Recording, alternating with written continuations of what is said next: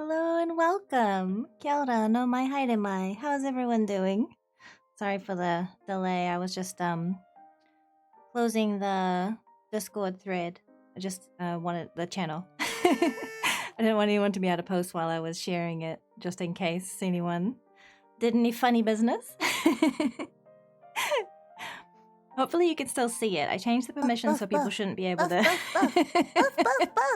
shouldn't be able to post there, but they should be able to still view it. Hello, how's everyone doing? Happy Wednesday. I know I don't normally stream on Wednesdays, but I didn't get to yesterday because I worked 12 hours. Thank you for the buff. I got it. It's so awkward because I have to have that in the position for when I'm gaming, but I can't have it in a different position on this scene. It's just the way I have it set up. Woke up real early. Kinda sleepy also. Hope you're having a decent day regardless of work? Yeah, actually, work was okay today. It was really stressful yesterday, but today it wasn't too bad. I feel like yesterday, working so hard, it earned me some goodwill, because my boss had been previously going, "Why aren't you working overtime?" And I'm like, because I have a life outside of work? I mean, no, I can work overtime tonight. Do you want me to work overtime tonight? I'll work until 8 p.m.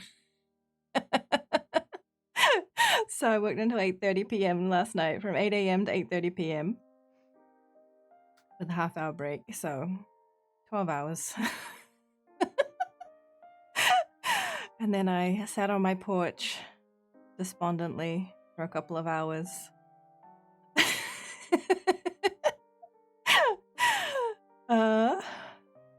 I don't condone any violence against my boss. I think it's more of a systemic issue. The workplace that I work at has a crunch time near the end of the year, and so they refuse to hire enough people. They also insist that we have more people than we need. But at this time of year, it's like everyone's just expected to chip in and work harder, and it's like we already work hard all year. Like something's got to give at some point. Come on. Just unfortunate timing. Like I've been having a really hard few weeks. So, what if I politely smack the side of his head with my foot? I don't think that would be good. No bodily harm to my boss. She's doing her best. She's absorbing as much toxins as she can and leaching some out at me. You know, I don't hold anything personally against her. I think it's just the nature of the job and her personality. Duke, hi! Mini Hippolytus, thank you! Thank you so much. No drop kicking bosses till we get them all at once. Yeah. We gotta line them up, get the guillotine ready. This management going, we can't afford to spend money to make life easier. We won't afford. We refuse to afford, yeah. Yui, hi! Thank you! It's okay, Ticker. It's okay. It's alright. I think she makes her own life miserable enough without any need for intervention. Usually it's not the manager's fault for why there aren't more workers, yeah. Yeah, we did just have someone leave, so that has made things more pressurized too. Someone left just like last week, was their last week, and we had a bunch of preparation to do for a big event that we needed to prepare for, so yeah, it was bad timing. It just happens. Hey Chris! Thank you, I hope you're doing well in Germany. Gotta wait for one more person. We're waiting for? Some of us are nice bosses. Oh, you're a boss, Duke? Can I work for you? Yeah, there are some good bosses. Or at least were. You know, you're not supervising people anymore. Thank you, Vent, for shouting the friends out. My lovely friends who are also amazing streamers. Please check out Yui and Duke. They're awesome. Yui is amazing artist. And recently we played Demonologist together with Buck of Water and another friend who's I'm blanking on her name right now. And she does amazing art. She did my reactive PNGs, the ones I used during Cyberpunk, and the portrait of Ari that I used for Cyberpunk, and my Halloweeny ones that I've been using. And yeah, she's lovely and amazing, and she has a very infectious laugh. Very good time. And Duke is awesome.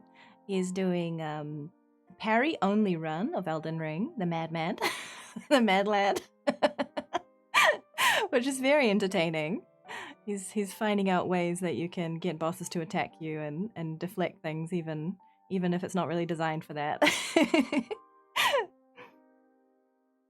We'll have to chip in more. Okay. What are you doing? Great question, Nick question. No, actually, my manager is the kind of workaholic that she basically never closes her computer. She will be working 12-hour, 13-hour more days. She just takes breaks to like take her kids to school and come back, and then she's just working. Like, I think all she does is work, look after her kids, and sleep. Like, it's really, really unhealthy. Yeah, no, she's a workaholic. That's how she copes with things, so. I watched a video on YouTube some days ago. YouTube version, so sweet. Oh, thank you. I'm glad you liked it. No, it Mage birthday, not me. Yeah. Pay no attention to the vent in the corner. Real ball buster. I see. Good thing I don't have any.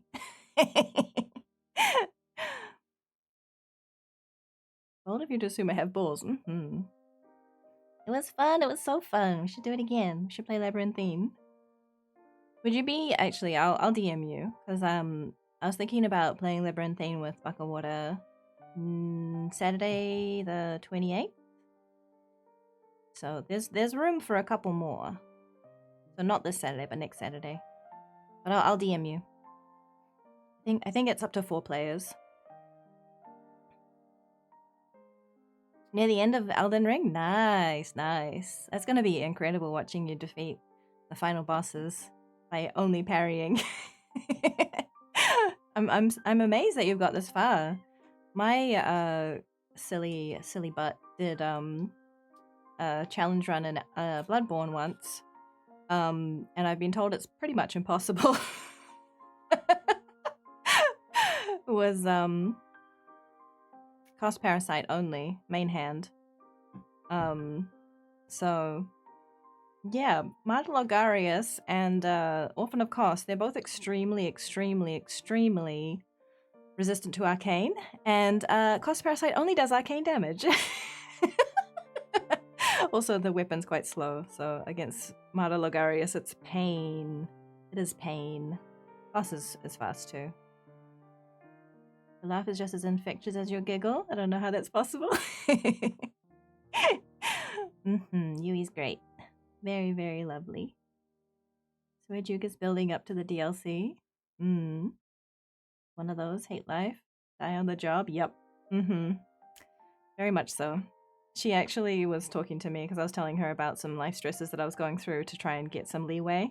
And she was telling me about how when she was going through something similar, she just slept in her car and worked extra hard. I was like, wow. Wow, that's extremely toxic. I'm not doing that. But I was like, yeah, okay, that worked for you. Yeah, I understand. Cat's climbing all over me because I have sushi here.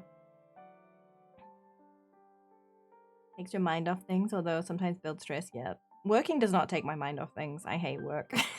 I hate my job. I try to focus on, like, I'm helping my coworkers, I'm helping the client, you know, but at the end of the day, it's not what I'm about. It's not what I'm about at all. I used to watch more VTubers because every time I watch a VTuber, I make a happy mood. Yay, that's awesome, Chris. Well, if you look at my about, there's, if you go down, I'll find it for you. You go to my about section and then you go all the way to the bottom. No, not about. It's on the tab. Is it on? There's a place on my Twitch channel that has recommended streamers. I can't see it on PC, but There's a list of people that I recommend, and they're all awesome. So if you want to check them out, I highly recommend all of them. They're all awesome.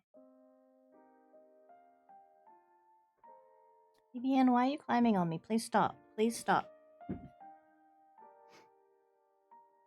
Thank you, Locust. Thank you so much for your art. It's lovely. I really, really appreciate it. I feel like you draw me so much.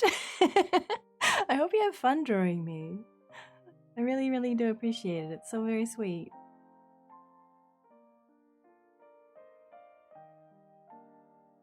Yes, please. Nice.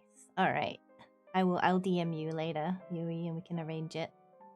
I don't know why, but the video player isn't popping up for me. Oh, weird. Sorry about that.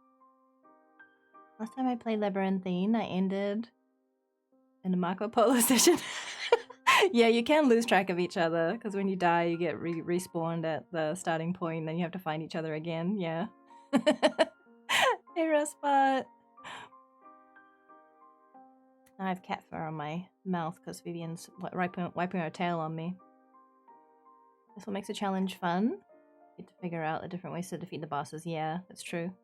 Gary says optional. Yeah, so is cost. So technically I could finish the run. The commitment I made on the Bloodborne cost parasite only run was that I would defeat as many bosses as possible as I could. So technically I can finish it. Technically. I haven't, but I could. I could finish it tonight, I guess. I don't know. A little bit ambivalent about it. Hey Jay, how you doing? Thank you so much. Oh my goodness. Val, thank you so much for the biddies. I can't see, but Chroma, thank you for the big hat.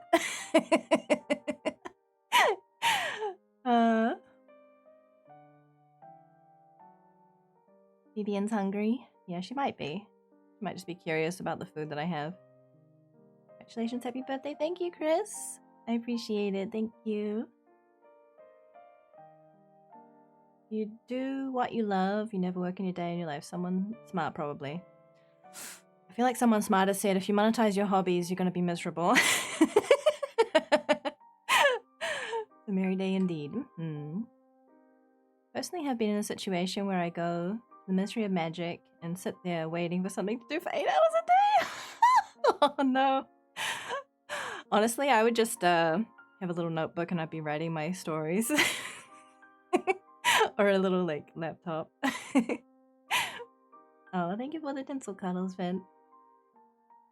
Do what you love for work, it saps the love out of it. Yeah, Yui knows. Yui gets it.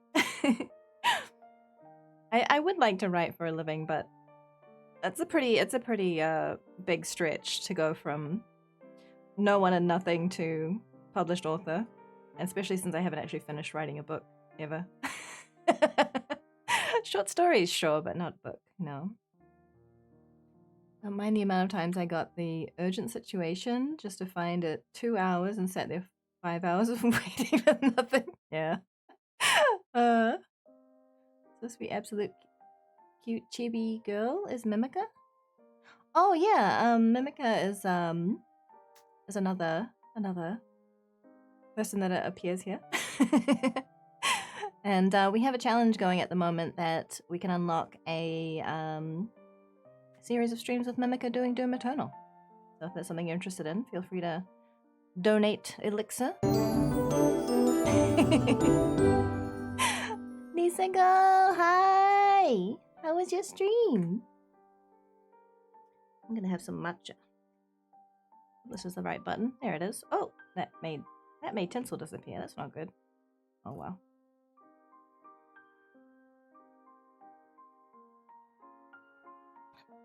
I'll resummon tinsel after. I will hydrate with matcha. Let me scroll down. I was scrolled up to look at chat. It was really fun. Nice. I'm glad you had a good time. Happy birthday, Raid. Oh, thank you. Hey, Susabi. Hi, Honey Goblin. Hi, Marek. Hope you're doing well. Hello, Crimson. So many familiar names. Hi, Sir Gillingham. How was your birthday so far? Well, chemist, I had to work, and that was, it was okay. I worked 12 hours yesterday, so that earned me a little bit of leeway with my boss. She was kind of upset yesterday that I hadn't been volunteering for overtime, so I said, okay, I can work until 8 p.m. today, but I can't work late tomorrow because I have plans, because it's my birthday. And so I did. I worked till 8:30 actually, so I ended up working 12 hours total with a half-hour break. And then today I said, I can help out with whatever you need until, my normal end time. I did end up working half an hour later today, but then I had a quick nap and then I got ready for stream. That's why stream was a little bit late because I had to do the prep work for the OC share today. Because I hadn't had time to do it previously because work has been so busy. Soviet Worm, hi! Thank you for the birthday wishes. 12 hours, yeah. Yeah, at least I was in the comfort of my own home. But yeah, still 12 hours. Should have told your boss to wait a minute. I wanted to. She sent me this big long message and I just wanted to put no. I just wanted to say no. But I knew I couldn't. She's like laying it on thick. Like, everyone else is working so hard. Why? We need you to chip in. Can you help out? And I was like, yes, I can work until 8 p.m. today. If I can't work tomorrow. Oh my goodness. Cree, you started the hype train. Thank you so much for the Prime sub. I really appreciate your support. 21 months! Oh my goodness. Have we known each other almost 2 years? It feels like time is flying. It's amazing. By the way, everyone that came in with Nisago, hello, welcome. Kia ora, no mai haere mai. I am Mage Vivica. Oh gosh. I'm not going to get through my introduction because apparently Nisago is going to bury me in gift subs. Thank you, Nisago. You're very kind. And thank you, Isam, for the biddies. Oh my gosh, that's the biggest amount of biddies I think I got at once ever. Thank you so much. Oh gosh, happy birthday. Hope this money will help your birthday better. At the very least, give you a better computer. Thank you. I will definitely add that to my computer fund. Thank you, thank you. Actually, I thought I had the Ko-fi goal up here. Oh, I hit it. I hit it for some reason. I don't know why. Oh my goodness. Thank you, Darth Mugs. Thank you so much, Mugs. My lovely, lovely mod and friend. I was introducing myself. So yes, I'm Mage Vivica. I'm currently being suffocated by bits and gift subs. Don't mind that. My birthday today. And I am between a quarter and a half century old. I am very old. No, thank you. Did you know that there's this really cool computer virus, super awesome retro style, who's having a debut at the end of this month? The 30th, right? I think it's the 30th, October 30th. Correct me if I'm wrong, but you should check her out. She's amazing.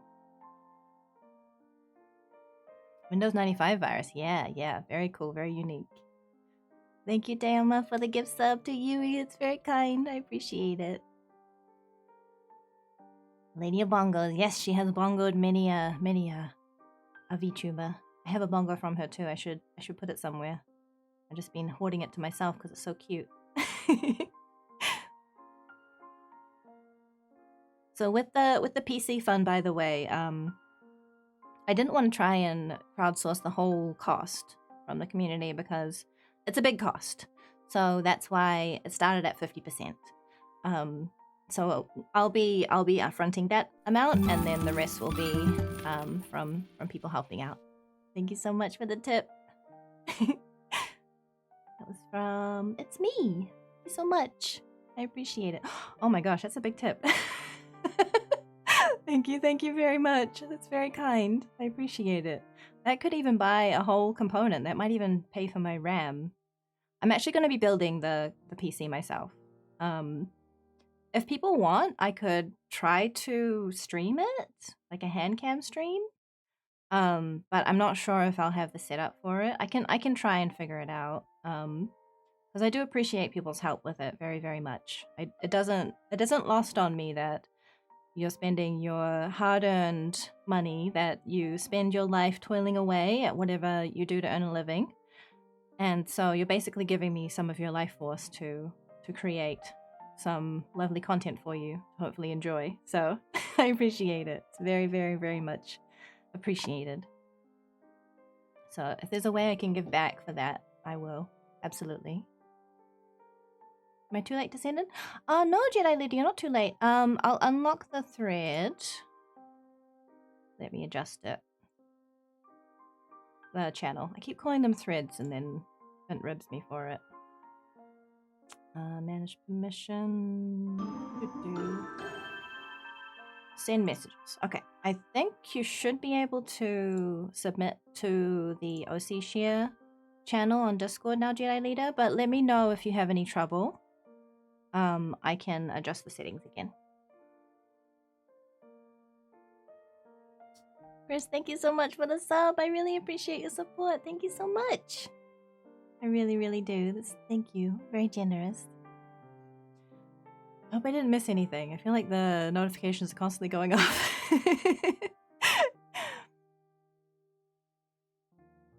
We can make an exception for Jedi Leader because it was his suggestion. Oh, sorry, their suggestion. I'm not sure your pronoun. Sorry. I sometimes default to he because I'm fond of he myself, and I assume that a lot of people on Twitch are he's. But I'm sorry if I ever misgender anyone. Please feel free to correct me. I love any and all pronouns, but I know not everyone feels the same way, and I don't want to cause any discomfort.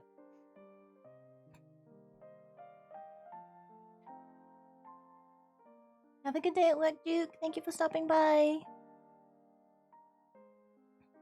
Don't work too hard. That's a big tip, Phoebe. 2023.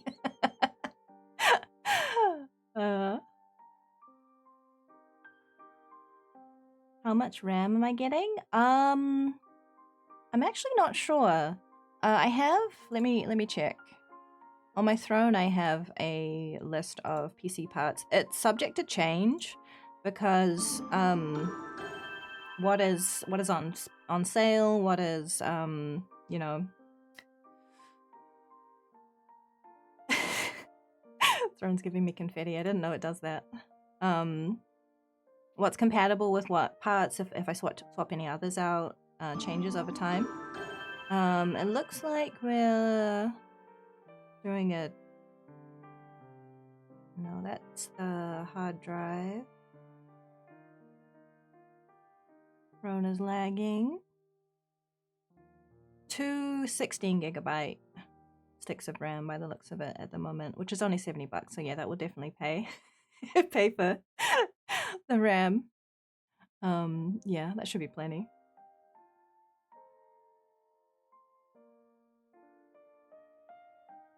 That'll be awesome to do a hand cam.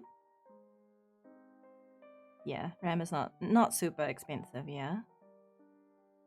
Most of the things that are the really big cost for a PC are the graphics card is the biggest cost.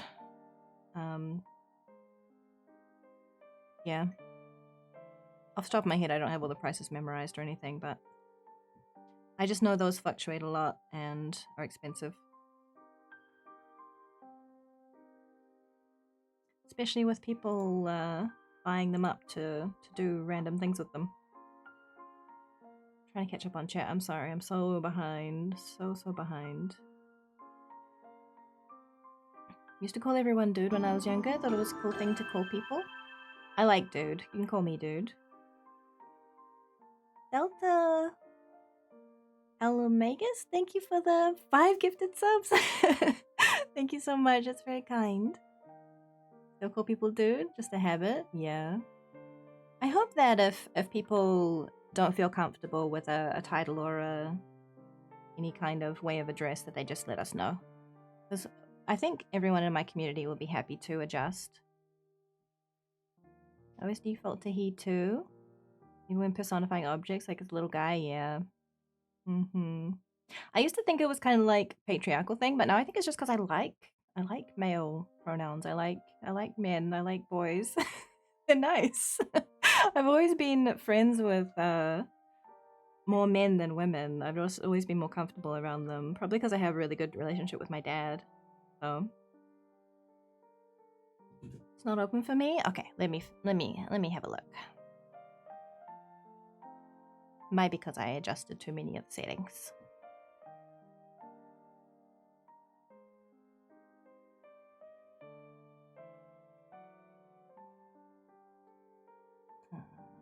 What if I just put everything as neutral? See if that works. View channel, yes. Oh, I think it's because I didn't adjust it for Mageling title. There we go. I got it. Why you gotta be so complicated, Discord? That's okay. We'll get there. We can win. I believe. Thank you for the buffs. Alright, it should be open now, but let me know if you do have any trouble.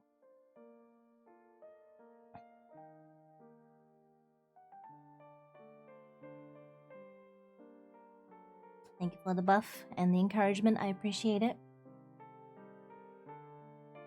Don't mind if I'm called he, she, they, it, or whatever, as long as it's not an insult. Yeah, exactly. Me too. Yeah. I even like some neo pronouns. I know people don't really like them, but I don't mind. You can call me anything as long as you're being respectful. Good thing I ain't woman-like. Yui, you're enough woman for me, I assure you. The opposite of me, I have always been friends with women more than men. Yeah. Well, it's probably why we get along so well. You already know the Sphinx? Yeah. I love it when people make Sphinx. It's so cute. We get to level 10. Oh my god. Needs to go. Don't encourage people. Leaving the drill that will pierce the heavens. Oh no.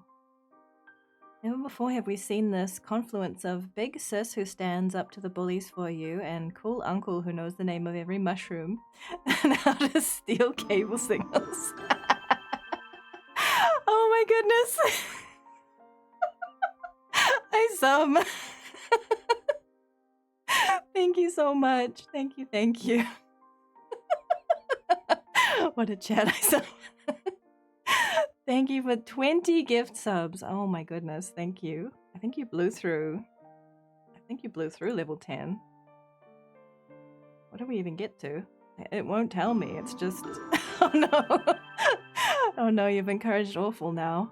Nisago, this is your fault. Thank you, Awful Knight. Thank you so much. It's very kind. I appreciate it. Hey, Commander Tai, how are you? Oh my goodness. I haven't even done anything entertaining. I'm just talking to you all. I haven't even got to your OCs yet. I think I already bought my groceries. Oh. Please only give if you can afford to. Please, please. My birthday wish is that everyone has what they need, and anything that you give me is not gonna prevent me from starving. I don't spend more money on streaming and VTubing than I can afford, so please take care of yourselves. Thank you, Doc. I appreciate it. Thank you so much.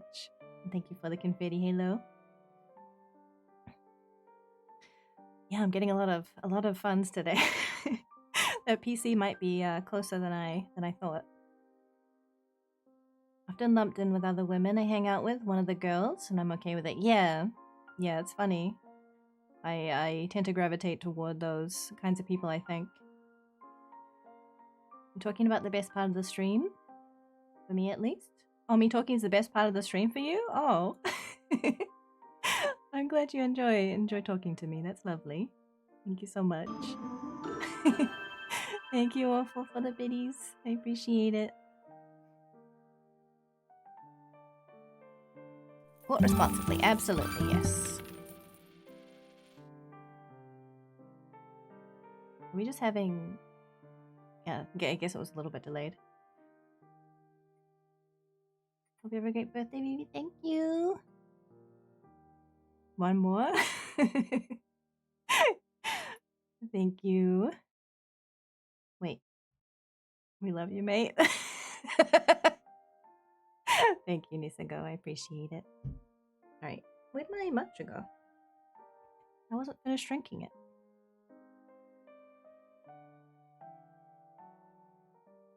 Getting kind of cold, actually. I'm going to chug it.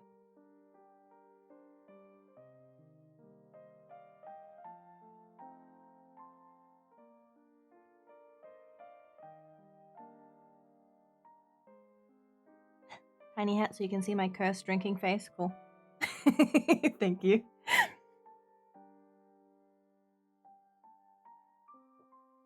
Alright. That's enough of that. We can bring Tinsel back now. Oops, wrong one. Tinsel is this one? Which shortcut is Tinsel? I have Tinsel. When Tinsel Cutter was redeemed, it's automatic, so I guess I forgot which shortcut it is. Oh, it's left 7, okay. There you are. Love you too, Doc. I love all my magelings. You're so lovely. So very sweet and lovely. I used to be very afraid of interacting with people online. I had some very bad interactions with people, and I think it's because I was kind of combative. So, since I've been less combative and more kind of aware of people and letting things go more easily, it's been much more pleasant. Ramon, I thought you were chugging sushi. I do have some sushi here, but I haven't started it yet, no. It also got me a pain au chocolat. I just wrote an exam about the development of the ancient Egyptian Sphinx to the... I'm not going to know how to say this. The Phoenician Sphinx? And then to the Greek Sphinx. When it comes to the flowers on the head, Apollo's crown on the head, and the wings on the back. This is why I'm always about to write something about classical archaeology. That's awesome! That's so cool. I'm super interested in that kind of stuff. I really love Egyptian culture, ancient Egyptian culture. No? You're right? You're right, just a gummy? No, you're lovely. Thank you. Love you too, Connor. Saying typos. It's okay. Mamba, hi! How are you doing? Mamba, I'm curious about your username. Is it Mamba Janai, like the Japanese Janai? Like, no? Like, not Mamba? Or is it just a coincidence? It's probably a coincidence, right? Yeah, it does sound really interesting. Ancient Egyptian and mythology and culture is really, really cool. Cleaning up your room, nice. Japanese? Not for Mamba. I am a Mamba. I see. So you're pretending to not be Mamba, but you actually are. Cunning. That's how we read it, so I'm glad I interpret it correctly. Saying no, you're lovely. Yeah, no, I get you.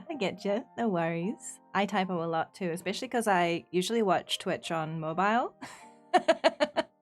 So constantly my phone is battling with me. I'll type a word and then I'll hit enter. And before I hit enter, it changes it to a different word automatically.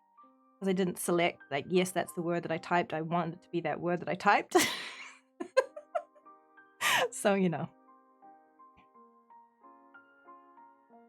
Very cool indeed. I have just the subject on interdisciplinary ancient culture studies. Nice. Absolutely love it.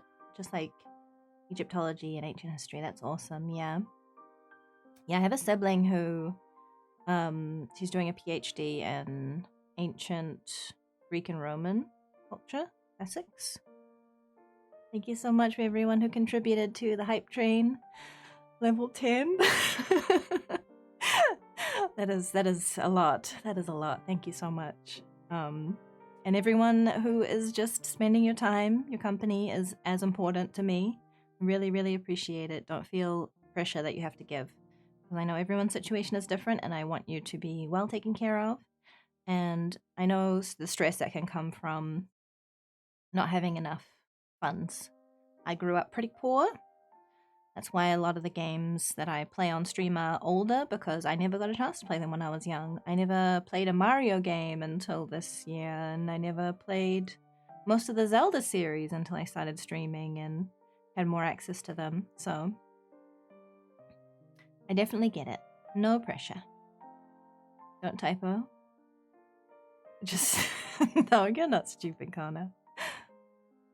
But also in Sabi stream, there were people pretending to be me at one point, so I changed it to this. Oh, interesting. That's not very nice of them. Hope they don't do that anymore. Thanks, Jedi Leader. I'm gonna quickly close the thread again. I don't think anyone will do anything silly, but you know, just in case. Just in case. I'll keep it visible, but I won't let people send messages. Okay, that should be sufficient.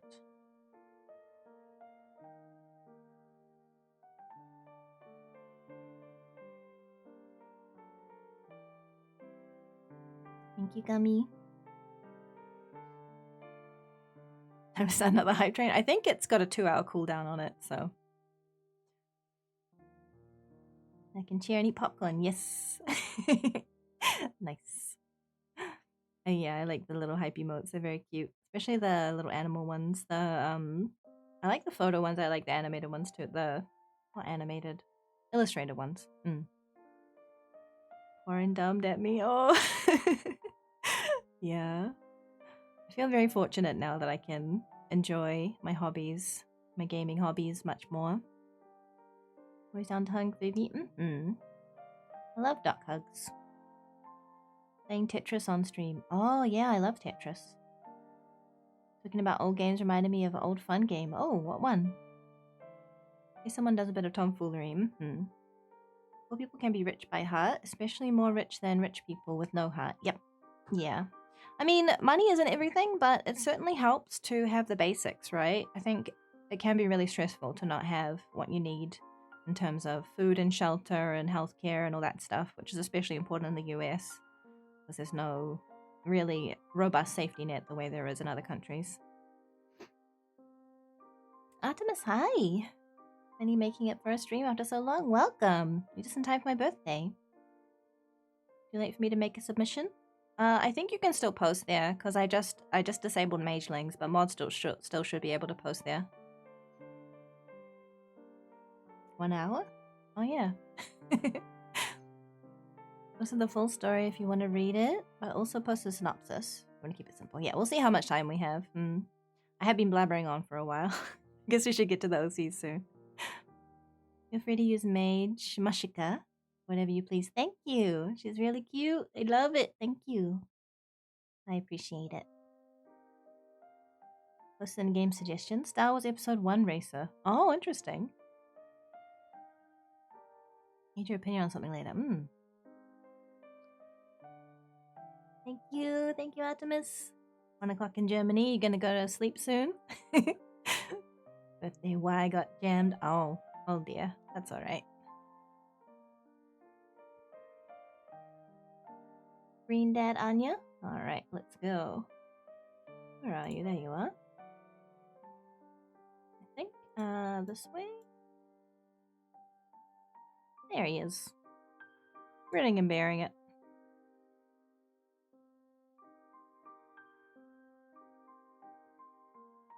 Really the best racing game ever. Or at least the very, very least pod racing game ever. Best, well, at the very least racing game ever. Best pod racing? Not sure if Racer's Revenge is even better though. Ah.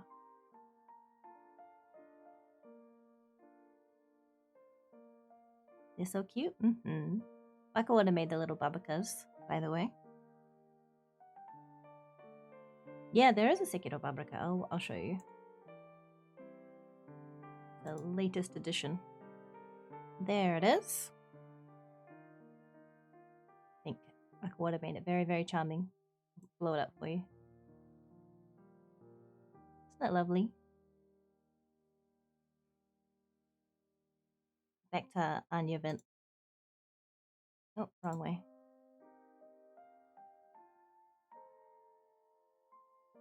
There we go. Lovely pug.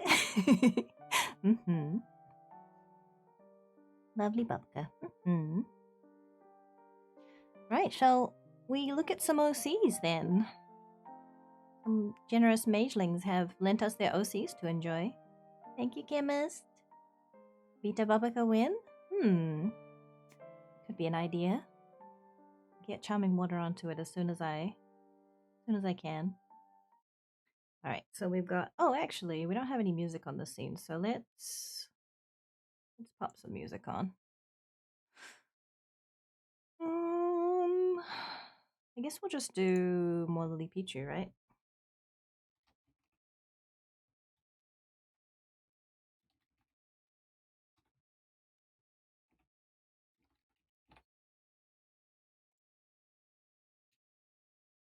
Loop.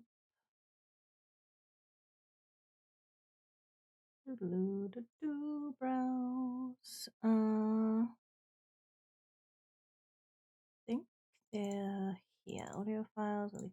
Yep, that's the one. I don't think I can cycle them.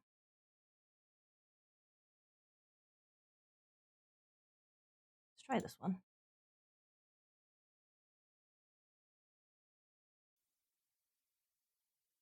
Oh, right. When I first added it, it doesn't output to stream. Let me just turn it down. So it's not going to blow your eardrums out. And then I can quickly update it so you can hear it. There we go. How's the volume on that? Is that too loud? Is that good? Actually, I don't want to be on the scene. Laptop mode, SD, HD. There we go. This is the right one. Oops. No, it's not on the scene. Okay, let me just copy it over. Copy. There we go. It's a good volume. Nice.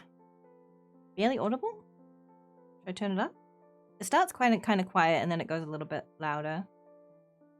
Let me know in a minute if it's still too quiet. Save mine for last if you want. Yeah, I'm just going to do them in order of when people submitted them. I don't know if Racer's Revenge has good multiplayer, but Star Wars Episode 1 Racer has couch co-op. Oh, cool. Or at least the N64 version did. I see. Walked away for a bit. Did you show chat birthday art? Oh, I haven't shown any birthday art. Should I do that first? What do we think? First birthday art or first OCs? It's a good volume. Nice. Thank you. Kind of a quiet one. Thought that was Zelda art at first. Oh. Perfect. Barely audible. Oh, I read that. Maybe a bit louder. Yeah, I can make it a little louder. It's kind of a quiet one. Birthday art in your opinion? Okay. Alright. Demand is birthday art. Let's do it.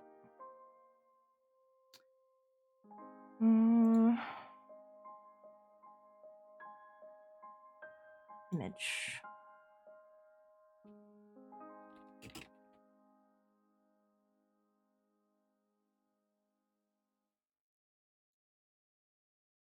Let me save down the one from you, Locus. So it's easy for me to share.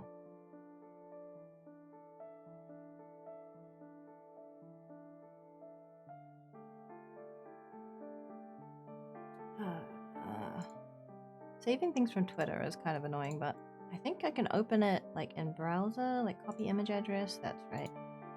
Paste it into a browser and then it will give me actual file.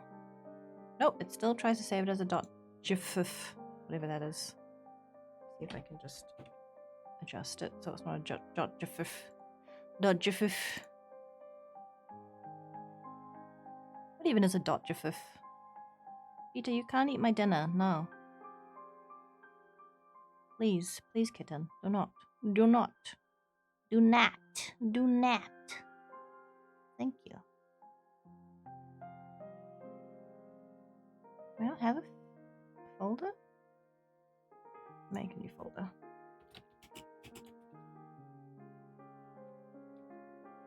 Oh. No, you cannot have my pen of chocolate, kitten. Okay. Let's see if that will open now, or if I'll have to do a whole conversion thing.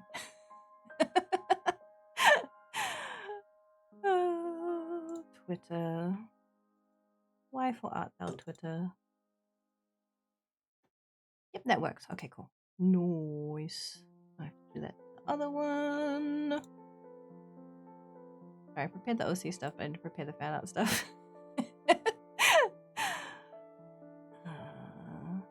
Copy image address. There we go. Image as not a .gif.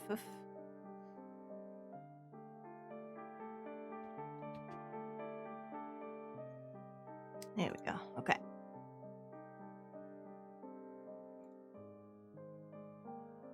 Actually, I can just save. Oh, I'll do it. I'll enter a slideshow because it'll be easier. Get rid of this. And I can just put everything in that folder.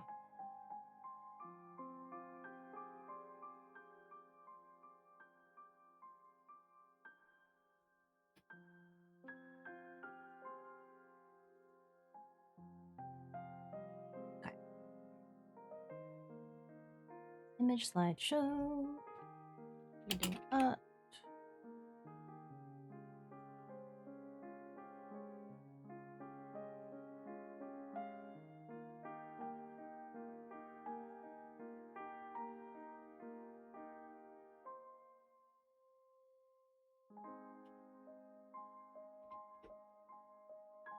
Here we go. Okay. Oh, that's big. That's big. This one is by Locus.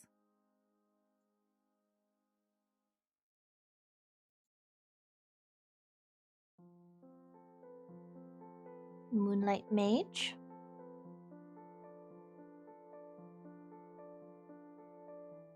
Yeah. OBS behave. There we go. There's two versions of this one. There's with the hat and without the hat. I really love how you get the lighting, Locus.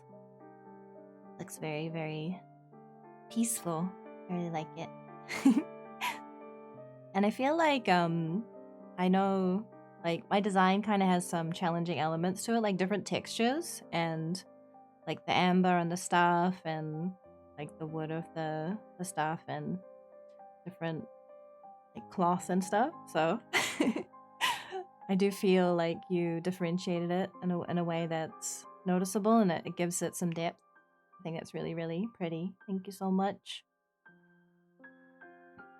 Let me just have a look at chat. No GIFs allowed here. I hate them. I don't know why they use them on Twitter. They suck.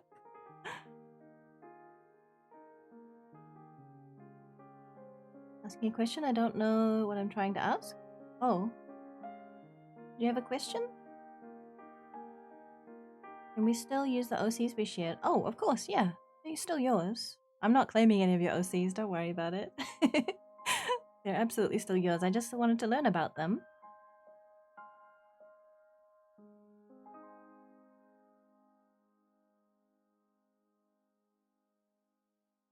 I'm just reading through chat. One of these days, I'll be skilled enough to draw you fan art. Whatever you make, I will cherish. Even if you just want to send it to me privately, Doc, I will love it. If you don't feel confident enough to share it publicly, you're always welcome to send it to me. You like the moon in the background? Yeah, it's lovely, right? I think it's really, really pretty. Yes, you did make it in time. Yes, no worries.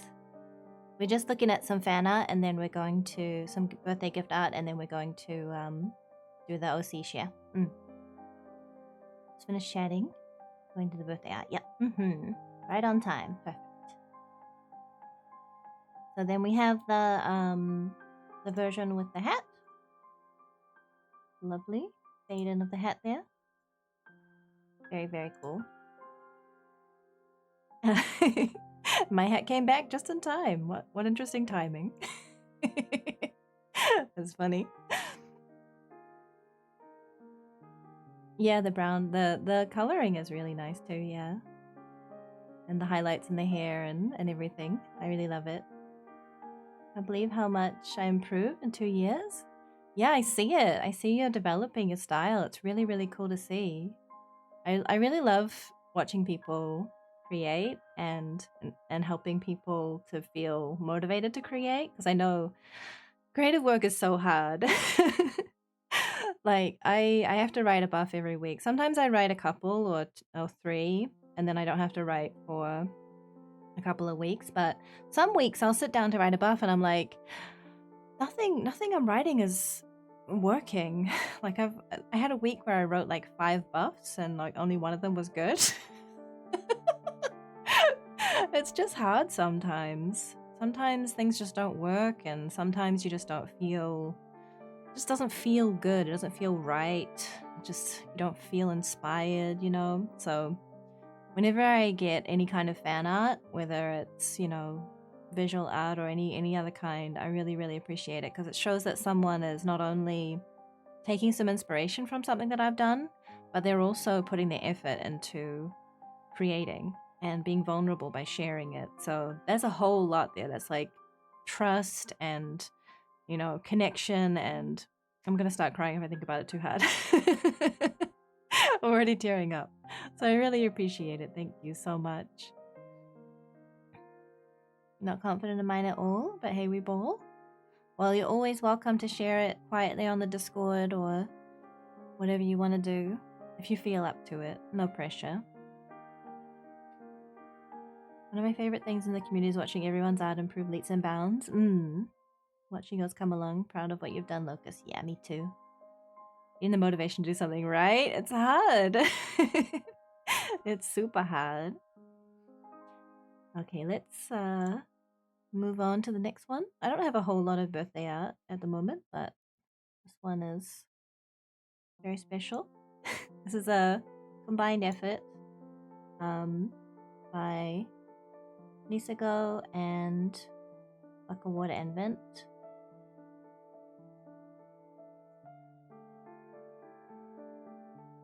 Trying to get it in the scene without covering me up too much. So this kind of shows my evolution as a streamer, I guess. That's the way I interpret it anyway. So I'll zoom in so you can see a bit better. This was my V-Roid. She had kind of a schoolgirl outfit. Mage school, I guess. And I was much less sure of myself, much more nervous. Right, because you love people sharing their creativity, yeah.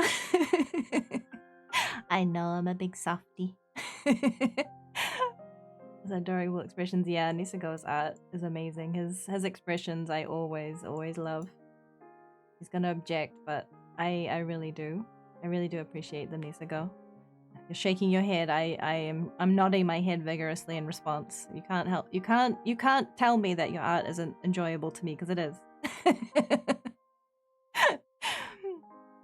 Young Vivi. The little wand instead of a full staff. Very, very cute. It's a question from Chemist. So both characters are the same person? Or are you after she graduated? It's all me, yeah. Just different forms. So the conceit of going from my 3D form, my Vroid, to my live 2D form is that I was shedding a dimension and I was gonna transmogrify. So yes, it's me. I just transformed. I'm gonna put this back a little bit so that I can have it not take over me when I shift it. Okay, so then my live 2D, we have the kind of ghost form, I guess. I didn't technically have any limbs under my cloak. With my first 1.0 iteration. So yeah, I think Nesigo captured that charmingly. And more kind of hidden under the hat. You know, I like hiding under my hat. Be shy and mysterious. Ghost Vivica, yeah. I think it's very charming, very cute. And let me just shift it under chat so you're not going to be covered. There we go. And then we're getting a little bit more confident, and we get the 1.5, where I have the ability to open my cloak, and I have my staff for the first time. I had no feet, yeah. Attention to detail, very much so, very much so. And yeah, so you can see all the details there. My black robes underneath, and my little shoulder holes. The way that my black robe works, actually, I'll show you. I'll take my cloak off. You can't see it super much, but you see how on the shoulder there's like a connected bit? That's just buttoned. So that's like the shoulder parts is part of the neck. So it just, you know, pull it on and then do the buttons up. So that's how that works. So that's the idea behind that. It's kind of a practical design, pretty easy to sew and mend and stuff. I'm nothing if not practical for all of the layers of fabric that I have. You're just still shy? I'm shy? Really? When I'm yelling in Spider-Man about non-consenticles, I'm shy? Alright, if you say so.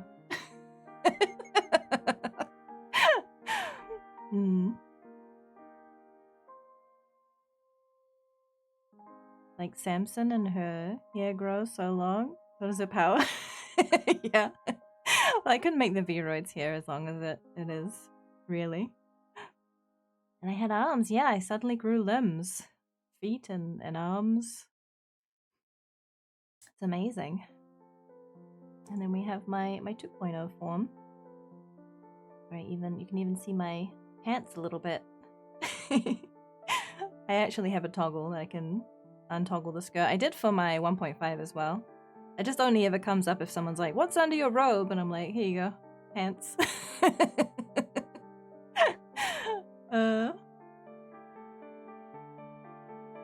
Expression's adorable. These look great. Yeah, they do. I really love it. And of course, like I'm not neglecting the characters around the edge created by Buckle Water. We've got Babuka, of course, the original, and we have Vint, and then of course we have Charming Water himself, and then Moggs. Darth Moggs gets his own little Babuka. It's very cute. I might add Moggs to the rotation if Moggs agrees. I really love that. It's so cute. Little Darth Moogle. Very, very cute. We got the menacing Babuka. We got a little Nisigo. And cool Babukas hanging out with them. We got the cozy Babuka. And of course we have Mimica. Mimica lurking in the corner. Mimica is made by Mo Is More.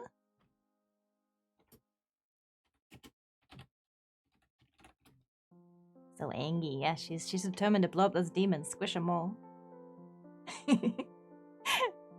I really, really love Mimica. I think you did an amazing job, Moa. And then down here we have a little tale of my streams. So I think Bakawata found me when I was playing Bloodborne, and if you've seen the clip, you know the one. There's a incident with Vivienne knocking my controller. That's what that's referring to. And so down the bottom left there, closest to me, is that's Blanche, my hunter. I wore that hat and mask combo for quite a while. That's the one. Thank you, Vint. So she was a arcane build because I love magic, and that's the closest you can get to magic in Bloodborne. And I was obsessed with the little hat creatures, little creatures that they're on the lamps, the lamp creatures, and I think there was a hat. Like, I don't remember. There was like a. It's been too long since I played Bloodborne, but I remember there's something about a hat, like they were holding a hat or something. But there's many of clips of me squeeing over how cute they are. I love those little guys. Actually, should I make it bigger? It's kind of small. It's hard in OBS to manipulate things. There we go. Probably a bit easy to see.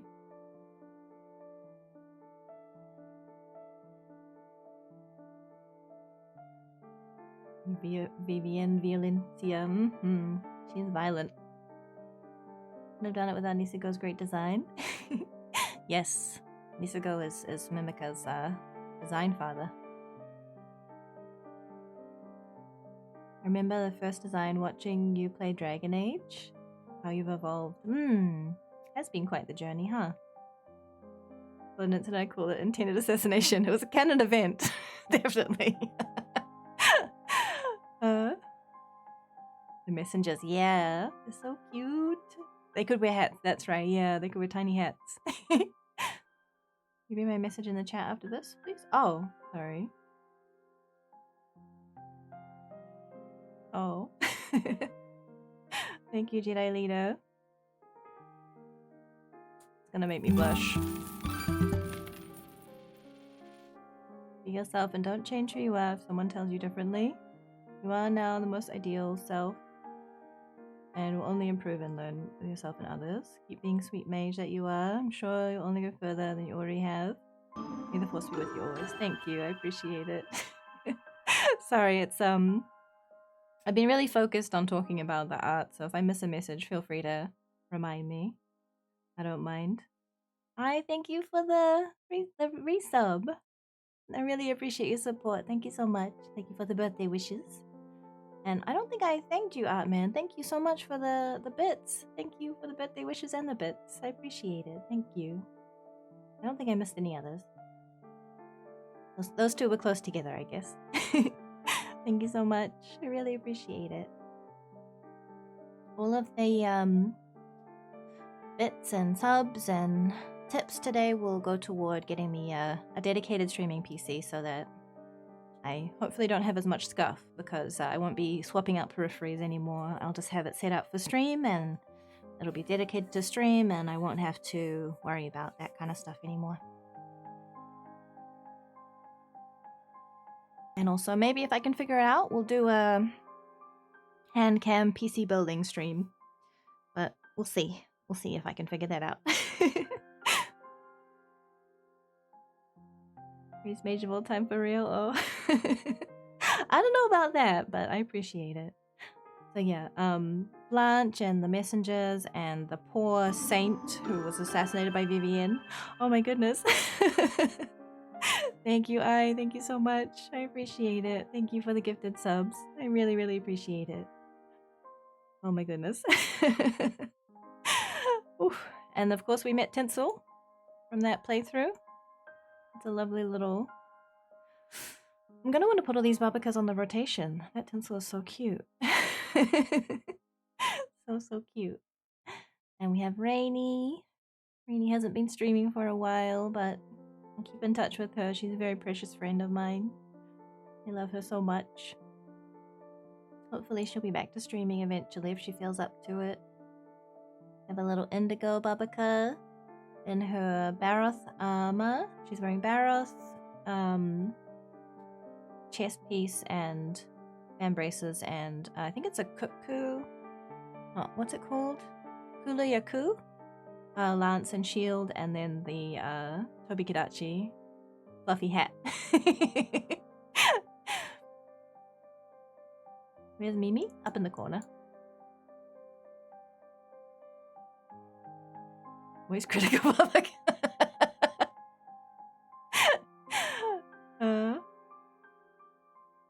No, it's true, accept it. You're the greatest mage of all time. Well, I will accept that that's your opinion, yes. You're entitled to your opinion, and I will accept that's your opinion. I agree. Watched the Oppenheimer movie with friends, but surprised friends didn't understand the entire movie. They wanted for the action of the exploding atom bombs. Oof. I can't relate to them at all. I thought that was the least interesting part of the movie.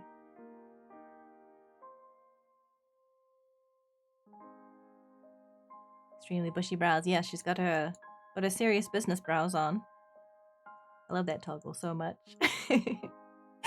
And Baka would also made us some little Kim and Harrier Barbakas from my playthrough of Disco Elysium. And a white mage one, which helped me in my 1.5 when I was showing that I wasn't wearing a hoodie, I was actually wearing a white mage outfit. Fortunately now my white mage outfit is more obvious. Let me pop that on. And now it looks, even though I'm in the corner, it still looks more like a white mage outfit, right? I hope it does. I hope it does. Where's my... There's like a zoom out. Nope. There it is. And I can use the staff as well in this form.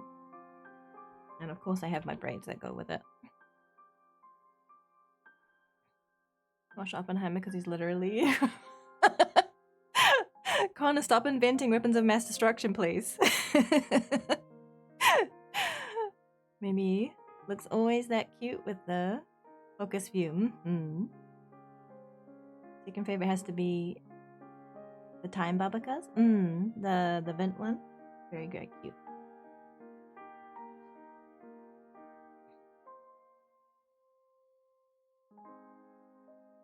During the Melania battle.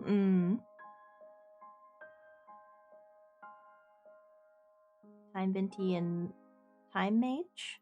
I guess it's White Mage. Yeah, it's a White Mage, yeah. Yep. Nice outfit, thank you. Should we wear that more? Yeah, I was gonna play FF7 Remake and wear it then. It was on theme. I might be able to be convinced to play a tactics game. That's actually where this outfit is from. It's the FF Tactics. So the huge sleeves, that's definitely the FF Tactics style. You see how they kind of sweep down? Almost like they're connecting to the hem of the robe, but they're just that huge. This is the FF Tactics style. And I can put my hood down, but it will make my hair appear. There we go. Just a little glitch with the toggle. There wasn't another way to do it, unfortunately. Really like my hair? I can also put it up. This is how I've been wearing it during Sekiro, because otherwise I obscure Wolf's health bar. But yeah, the braids are really cute.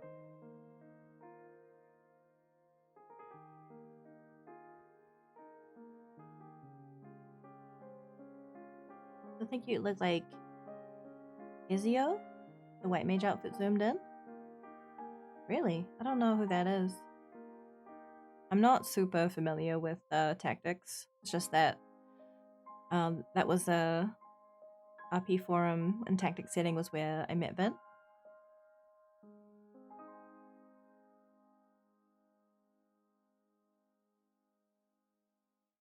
Get to change outfits even. Still love the cult outfit the most. Cult outfit? Remember my usual one? I think you. Oh, you read that.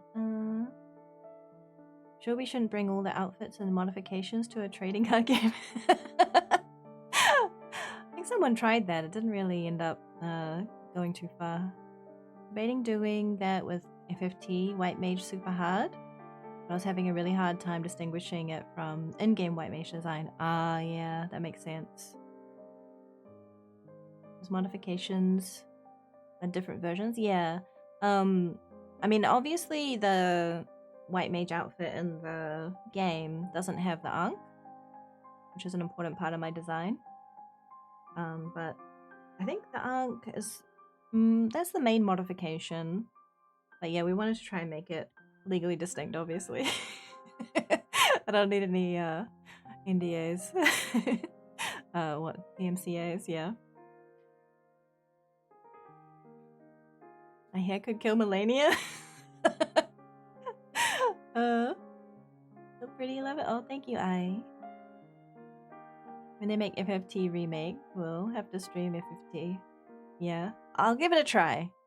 I don't know if I'll super enjoy it. I think the only strategy games I've ever played like that are Red Alert, if you remember that game, super ancient game, and the original World of Warcraft. Not the MMO, the top-down strategy game.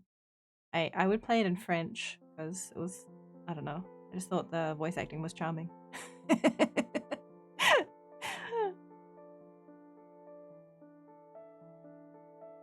John Man, hi! Yes, things are much smoother today. We figured out the problem was it was me. I was the problem. I adjusted some settings in OBS and broke everything. You know how it is. You know. Actually, do I have a position? No, that's not it.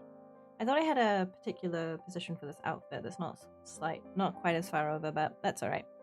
Anyway, we gotta get to the OCs, so I'm gonna get through this. We have Anya Babaka, we have the brand new Wolf Sekiro Babaka, and we have little Vivienne emote. It used to be a Twitch emote, but since it has been replaced, but it's still on our Discord. That's actually a photo that Vint took. And he edited it. He edited out the background. So yeah. I think lovely. I also have a version with just the Vivicas.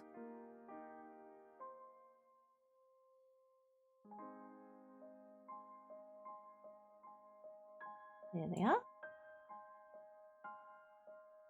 So again, the artists, Babicas are by Bucklewater, and Nisiko made the Vivicas in the middle. And Vint made the VBN and coordinated things. I love it. I love it a lot. Thank you all. Now OCs. Should I remain in my white mage outfit so I'm not obscuring the screen as much, or what do you think? Just realized OG librarian Vivica?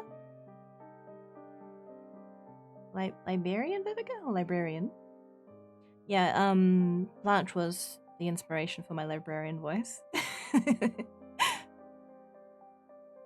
He says so talented. I agree. Well, he works very hard.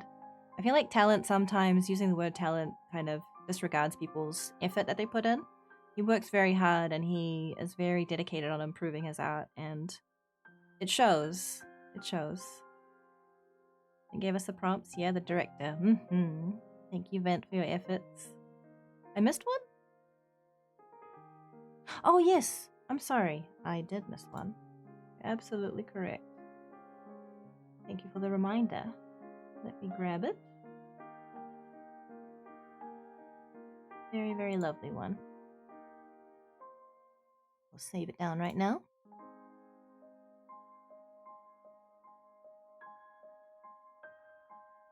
Sorry about that. My brain is very melty.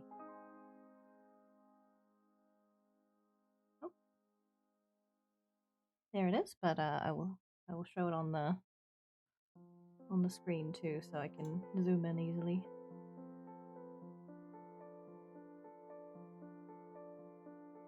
Oh, I should have gone the other way. Wait, did it not update? Did I not save it into the right folder? No, I did. Okay. OBS does this thing where if you have a folder saved, it doesn't update until you close and re-add the folder. There we go.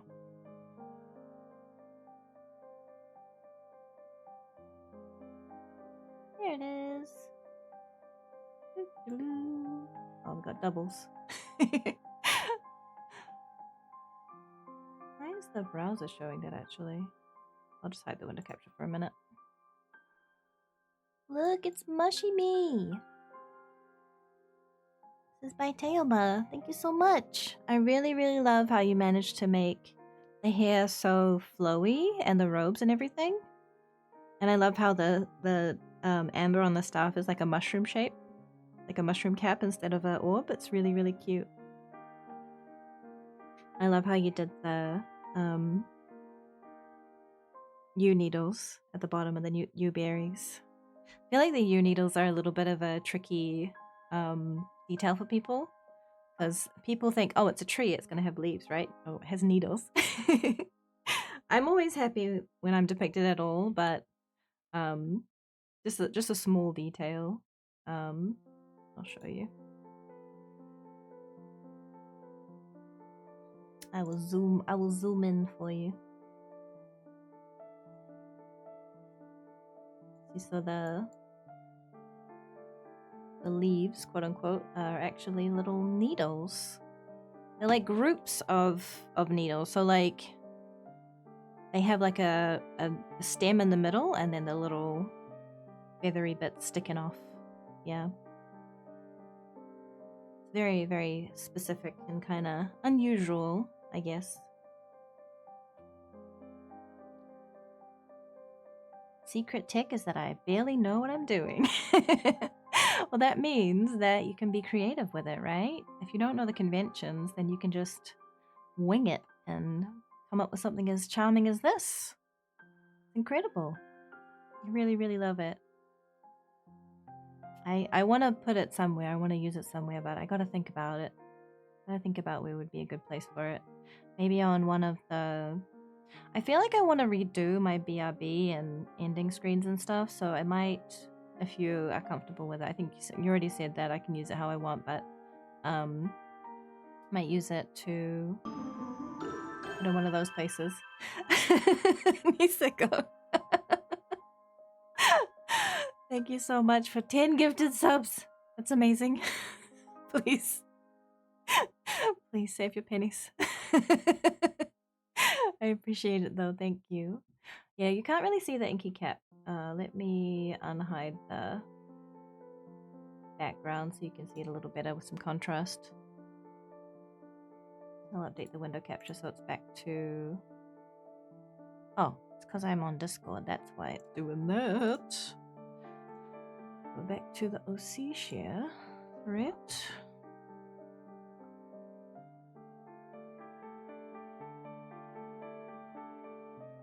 There we go. Now hopefully there's a little bit of contrast. Yeah, so you can see the inky bits a bit better.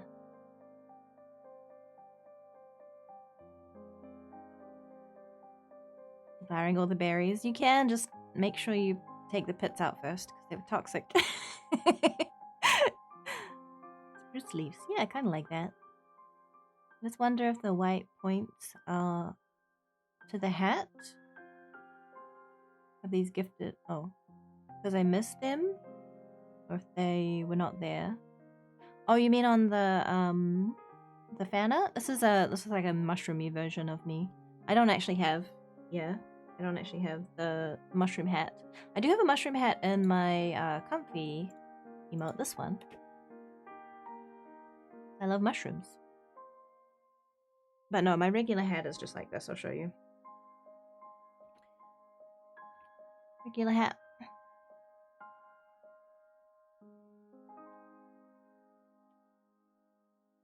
Doesn't have any spots.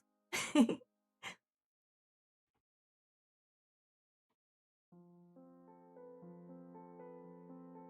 have an idea for you. Honey and Rohan going on a stroll together. Who's Rohan? I'm interested. To clean up these gift subs. Mage Mashika. Yours to do with as you please. Either as is or with edits. Thank you. Thank you so much. I think she's perfect as is. But I might add her to like a scene like BRB or something. I have some lovely other pixel art from Jay that I might ask if he's okay with me turning into a BRB or getting his help to do that. Maybe I'll include that there.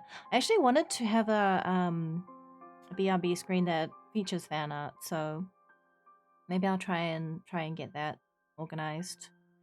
There's been a few things for stream that I've wanted to do and haven't got around to yet, so I apologize, but we discussed in my 2.0 debut making some art that would allow people to make little avatars of themselves as magelings, basically kind of like a pit crew. So I need to arrange that. I'm planning on asking Marshall Banana to do that. I want it to be quite stylistic, kind of sketchy style. But yeah, the idea is that we'll have a lot of different assets people can swap in and out, and maybe I'll have a little thing on my Ko-fi where it's like, give this amount and tell me what item you want added, and we'll have Marshall make it. But yeah, I have to kind of figure out the details with him first before we can get to that point. We'll do some basic items and then we can add to it. Not letting you eat the berries, Connor. I'll be the only person to be poisoned. But I must survive because I made a promise to Vivi, I see. Promise to exist alongside her. Yes, you did. You did. That is whack, stuff is whack. Mage is whack. This art is tight. Circle of Spores, Vivica. Actually, in Baldur's Gate 3, I'm playing Drow, Druid, Spore, Sage.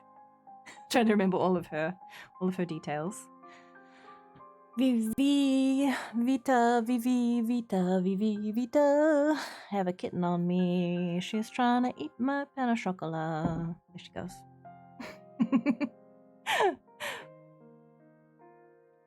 I look like Ezio? People keep saying that. Is that a white mage? I am in my white mage effect tactics outfit. Let me look up Ezio.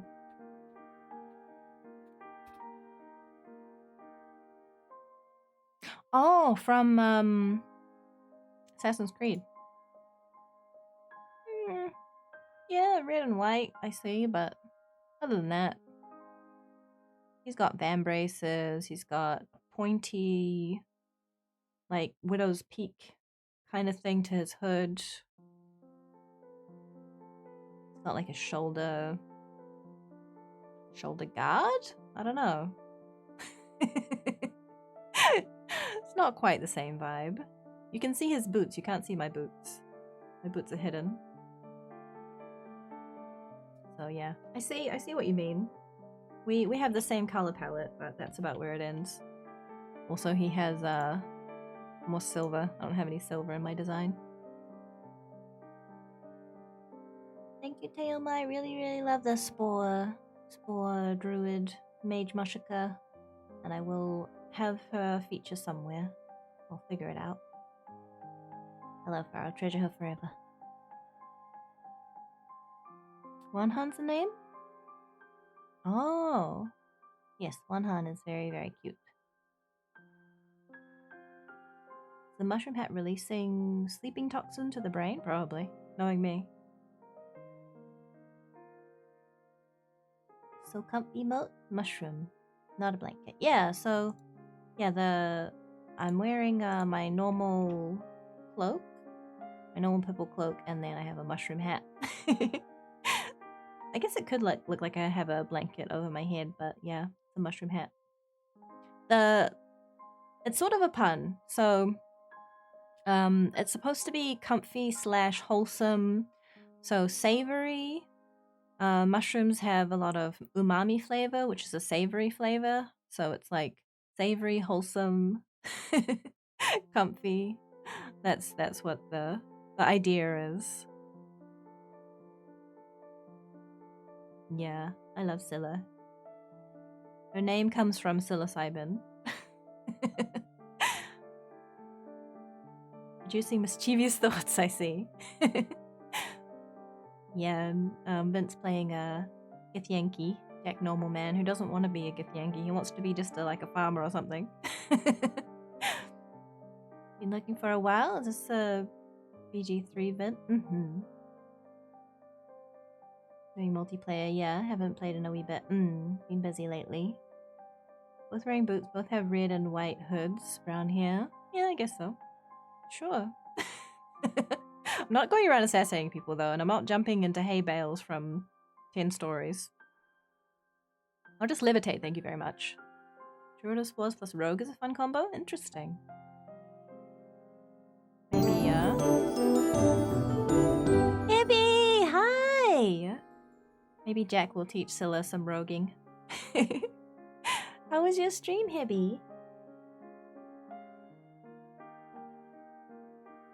It is I. Hello, kind Snick. How are you?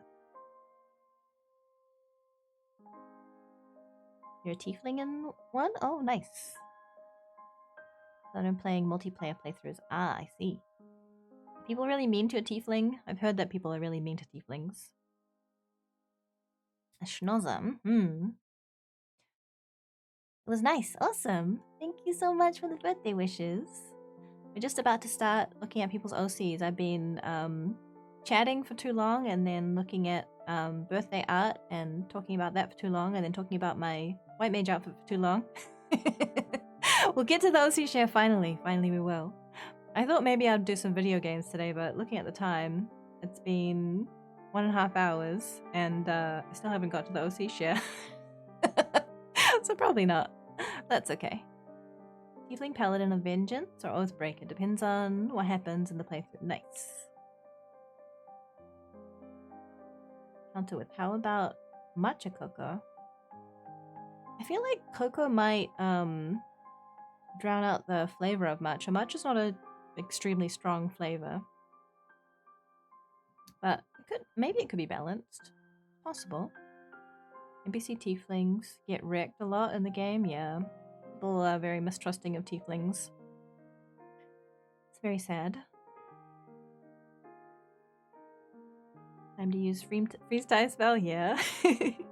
That'd be good so I don't have to work tomorrow. I can just stay here and hang out with you guys forever. Alex, a great companion and tiefling. I haven't met her yet. I hope to soon, but yeah, we haven't played in a bit. Thank you so much, Heavy, for the raid. I really appreciate it. I will just show you my usual outfit. Oh, take off all of the layers of hair. Here we go. This is my usual outfit for anyone that's not familiar with me. Hello, welcome. Kia ora, no mai haere mai. I'm Mage Vivica. I'm a life mage. What's a life mage? That sounds weird. Well, I don't know. Life's kind of confusing. Kind of complicated sometimes. And I do my best to figure out some things about it and give my thoughts. And I do that every Monday at 3 p.m. EST. And we post that on the YouTube and the Twitter, and then we watch it on stream at 6 p.m. We have a little talk about it. And you can also suggest topics on my Curious Cat, which is anonymous.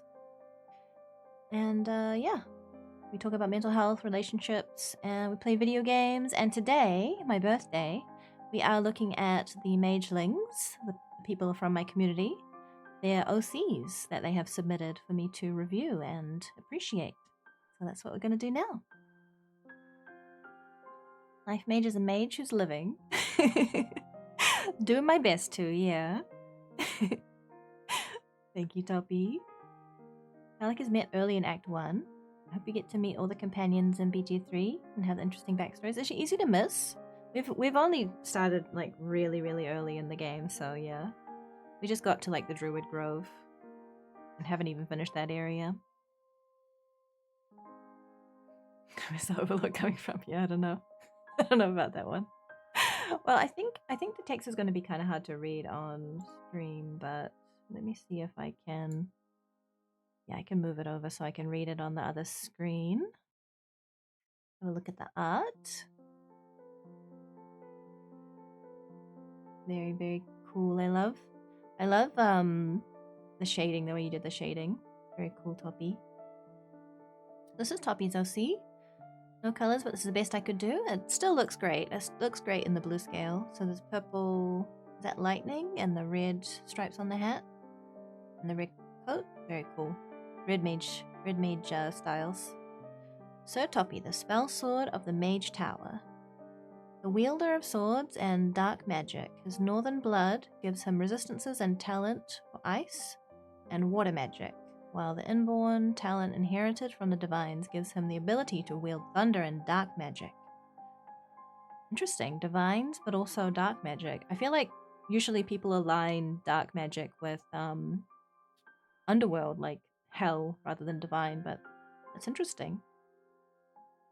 He's also blessed by a ghost of a forgotten Viking, which allows him to wield a sword magnificently. Multi-talented spell sword, yeah, makes sense. He's wandering the terrains and found the Mage Tower, which he proudly calls his home now. Yay! Welcome, Toppy. Lovely to have you.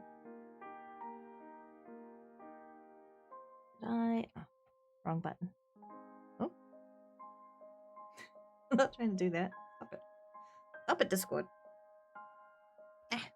There we go. I just wanted to hydrate.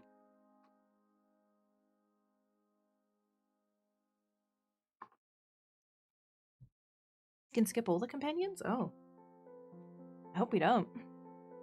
Technically, the only two that are required to beat the game are Gale and Shadowheart. Oh, interesting. So if you don't end up freeing Shadowheart, because we did, it might be spoilers, but if you don't, does she just survive?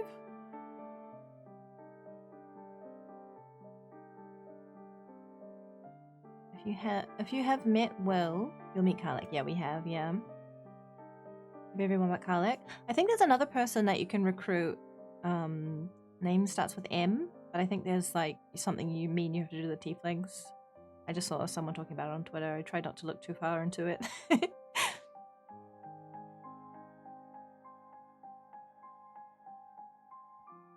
Because I'm a life mage, I'm basically omnipotent.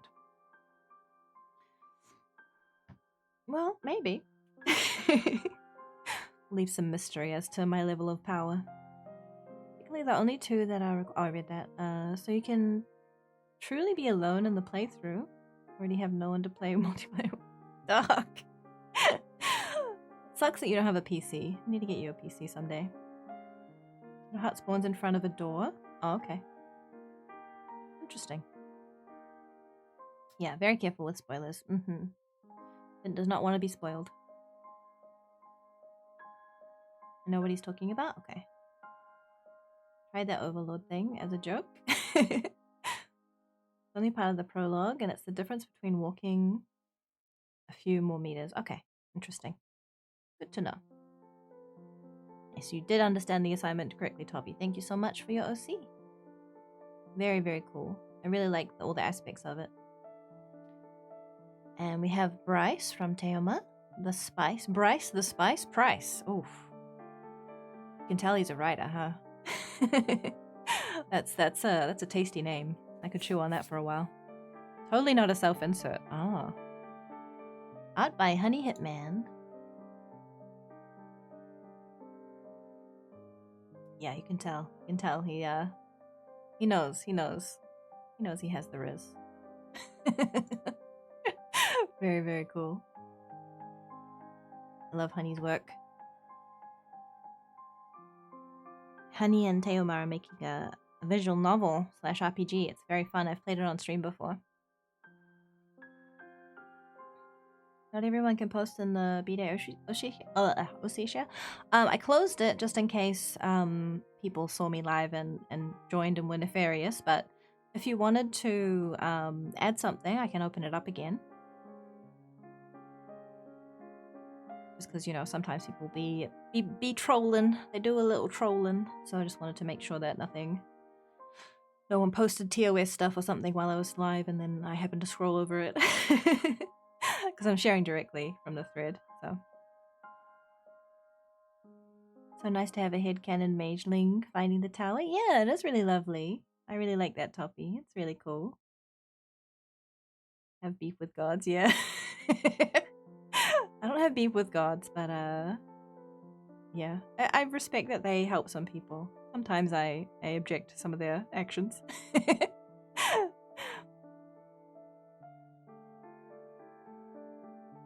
Get into not spoiler territory. What are some of your favorite spells actions? I've really been enjoying the druid spells. I'm playing a druid. I like the tentacle things you can put on the ground and grapple people. I'm not always the best with it, but I feel like it's very helpful. Like to add something to it? Yeah, sure. I'll open it up again. Let me know when you're done.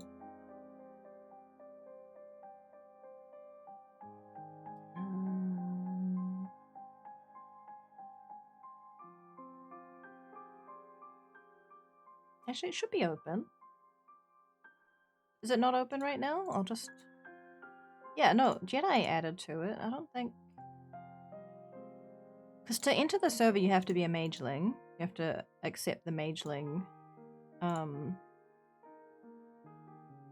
role. So... You should be able to post in it now. Let me know if you have issues, but you should be able to. Hey, thank you. Been sleeping, but hope you have a good day. Appreciate you. Give the sub but mobile being a butt. No worries. I appreciate the thought. Thank you so much. Thank you for submitting your OC. We're about to start that, but if you have to sleep, I understand. There will be a VOD, so you can always look back at it. You opened it? Oh, okay. Thank you. Yeah, the divines, yeah. Divines are not bad or good. Divine meaning just power beings, yeah. Satan would be a divine by this logic? I see, yeah. Yeah, because I think like we're thinking about it more like Christian, Western, like American kind of way, but I think yours is more like Scandinavian kind of like my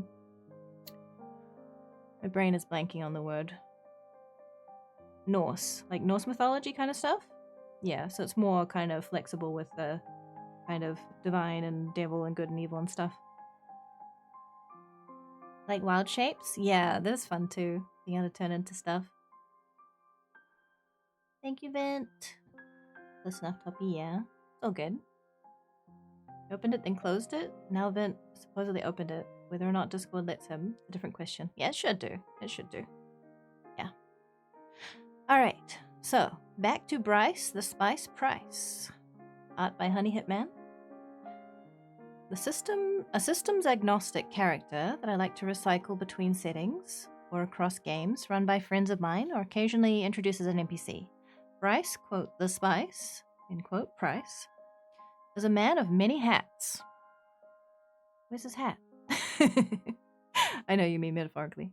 Primarily as the basis of his character, he is a paladin and a bard. Ah, interesting combination.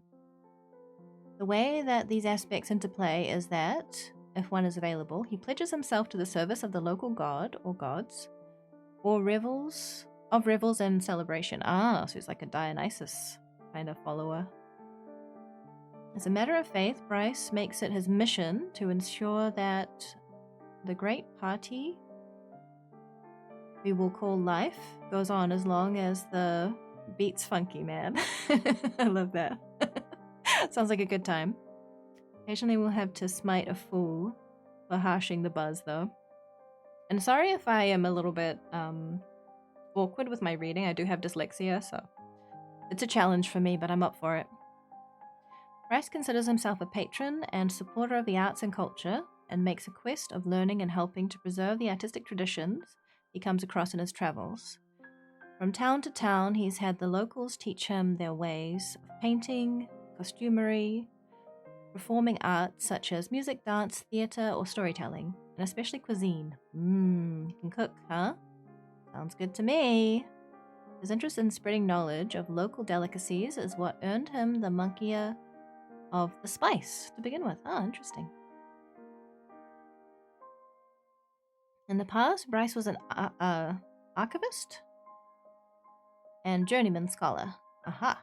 His life work was destroyed after regime change, and his place of origin led to usurping powers, destroying and covering up the history and iconography of the existing culture and placing it with their own. It's really sad. Oh, Tayu, thank you so much for gifting to Soul. It's very kind of you. I appreciate it. Thank you so much. Divines are like all gods and all powerful creatures and all religions and mythologies, the same bunch. Yeah, I understand. Yeah, kind of a umbrella term. Worries my writing can be a little sneaky as well. Yeah, I love your writing. It's really, really great. I really appreciate it. Bryce, a true enjoyer of culture. Absolutely. This acts as a motivation for Bryce to position himself against whatever forces threaten to dismantle or otherwise subsume the towns, villages, tribes, and people that he has traveled and dined with. Aw, it's really lovely. Depending on the setting, such a threat could be the likes of world-ending, super evil, or just the plain and ugly face of colonialism. Relatable. When push comes to shove, Bryce is afraid to get into the thick of combat. Isn't afraid to get into the thick of combat. While he holds himself in such a way that he can come off as a master of many skills and a formidable swordsman, much of it is simply theatrics. I love that. He likes to use trickery and shock and awe tactics to quickly get the better of and make a fool of opponents, something which is often bolstered by his bardic magics. His hope is to avoid bloodshed by winning a victory based on humiliation or intimidation of opponents, sending them packing before a skirmish becomes too costly. Very cunning. I really like that. Lel is meant as man of many hats, not the reading. Oh yeah, no, don't worry, Chris. I wasn't taking offense to that at all. Don't worry. Bruce the Troy. Yeah, I read that. You read very well. Oh, thank you. Okay, I learned archivist is someone who maintains and is in charge of archives. Did you really sleep? All right, have a good sleep, Tayu. Thank you for stopping by. Appreciate it. Bryce has no idea what he's doing. Just don't tell him that. Don't tell him that. He's so real for that. He's just like me for real. You think I know what I'm doing here? I'm just winging it, bud. I'm just winging it. I'm having a good time. I have good reading skills, just like I said. The lel or lol is meant to be... Yeah, I read that. Yeah. No, it's all good. I've worked very hard to overcome my dyslexia. People tell me that it's not noticeable. It's just I notice it a lot because I kind of trained myself to notice it, and so I'm aware of it. I'm not self-conscious. I don't feel bad when I mention my dyslexia. It's just to explain. And also to normalize it, so if other people out there struggle with dyslexia, that they know that it's okay, that they could talk about it, and I'm understanding of it. They can type in my chat, and I won't judge them if they make, errors with like, oh, I'm blanking on the term. There's a term, it's like homonym or something for a word, like there and there, like they are there and they're over there, or like here, like the rabbit, here, like you are coming to this location here, or here, like you heard me. Homophones, that's the one, yeah. Like I mix those up a lot, and after I've written it, I see it, but I don't see it before I've written it and committed. So if you do stuff like that, I will understand. English is confused.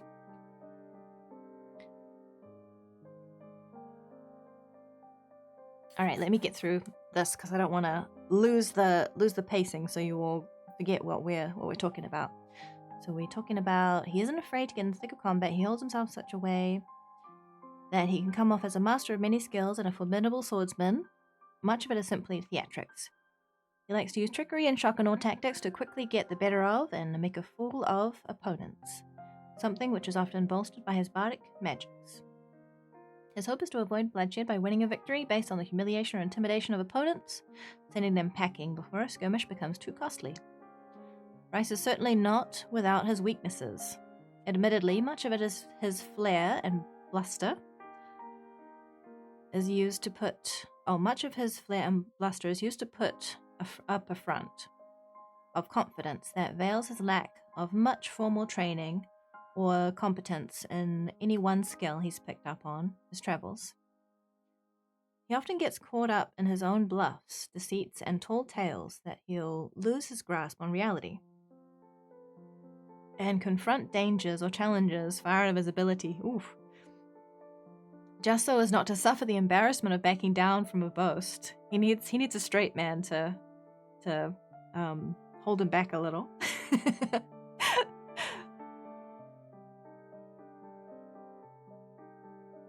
I'm losing my place. There we go. He's also a bit of a glutton. Cannot help himself when liquor is involved, and is, in true bardic fashion, an incorrigible flirt. Of course. TLDR, a bard/paladin servant of the god of revels and parties, who smites fools for harassing the buzz, harshing the buzz. He might harass the buzz, but no harshing it. Is an archivist, a patron of the arts, and a scholar of local cuisines. Boasts so much that he gets lost in his own sauce sometimes and starts believing he's the big hero that plays on stage. He sounds really fun. I think it would be a lot of fun to be in a TTRPG campaign with. Actually kind of reminds me of my straight man. I have a cleric, Deverin Darksbane. She's a elf. I guess she's a high elf, but she was raised as a wood elf. And she's very serious. She's high wisdom, low charisma. But yeah, she's the kind of character that she's not comfortable in the spotlight, but she does a lot of good things, so she ends up being in the spotlight. Also extremely gay. Very androgynous too, as elves often are. Sometimes I write essays for university. I so often miss letters and add additional letters to words and confuse letters by writing too fast. I even make errors for X to Y instead of Y to X. Yeah, that's understandable. Yeah. What we call our intra-mage tower communications device. Homophones, yeah. I feel like librarians with OCD are the best librarians. I don't think OCD is as helpful as you might think. It can be very debilitating. I've realized that a lot of the streamers I watch are dyslexic to some extent. I don't know if it's a pattern or anything, just interesting. That is interesting. He needs his Sancho Panza. Quite chaotic. I see. Even in German language, I do so many errors. I'm reading a text too much and I just see the sentence how it should be. Not anymore how it is. Yeah, I do that too. Yeah, it's because when you read, you don't really read individual letters, you read words. So, like, if you write a sentence and you mix up all the letters except for the first and last, you'll find that you can probably still read the whole sentence fine. Just how the brain works. If you're familiar with a word, you just read it as the whole word. And that can mean that sometimes similar words you will interchange. And I do it especially probably because of my dyslexia. Oh, Daddy's probably secretly kind of talented though. Yeah.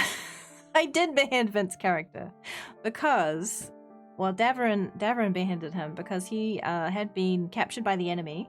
And the enemy was very known for brainwashing people.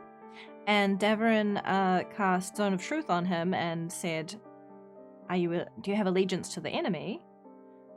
And he said, yeah. So she said, well, we're going to the resistance hideout, so I can't have you knowing where that is. And so she beheaded him, but she revived him later. He was okay. He was fine. He got better. What else could she have done? She couldn't leave him behind. He was a liability, and she has a friend. Dr. Squawk, thank you. Thank you so much for the birthday wishes and the resub. 5 months. I really appreciate your support. Thank you.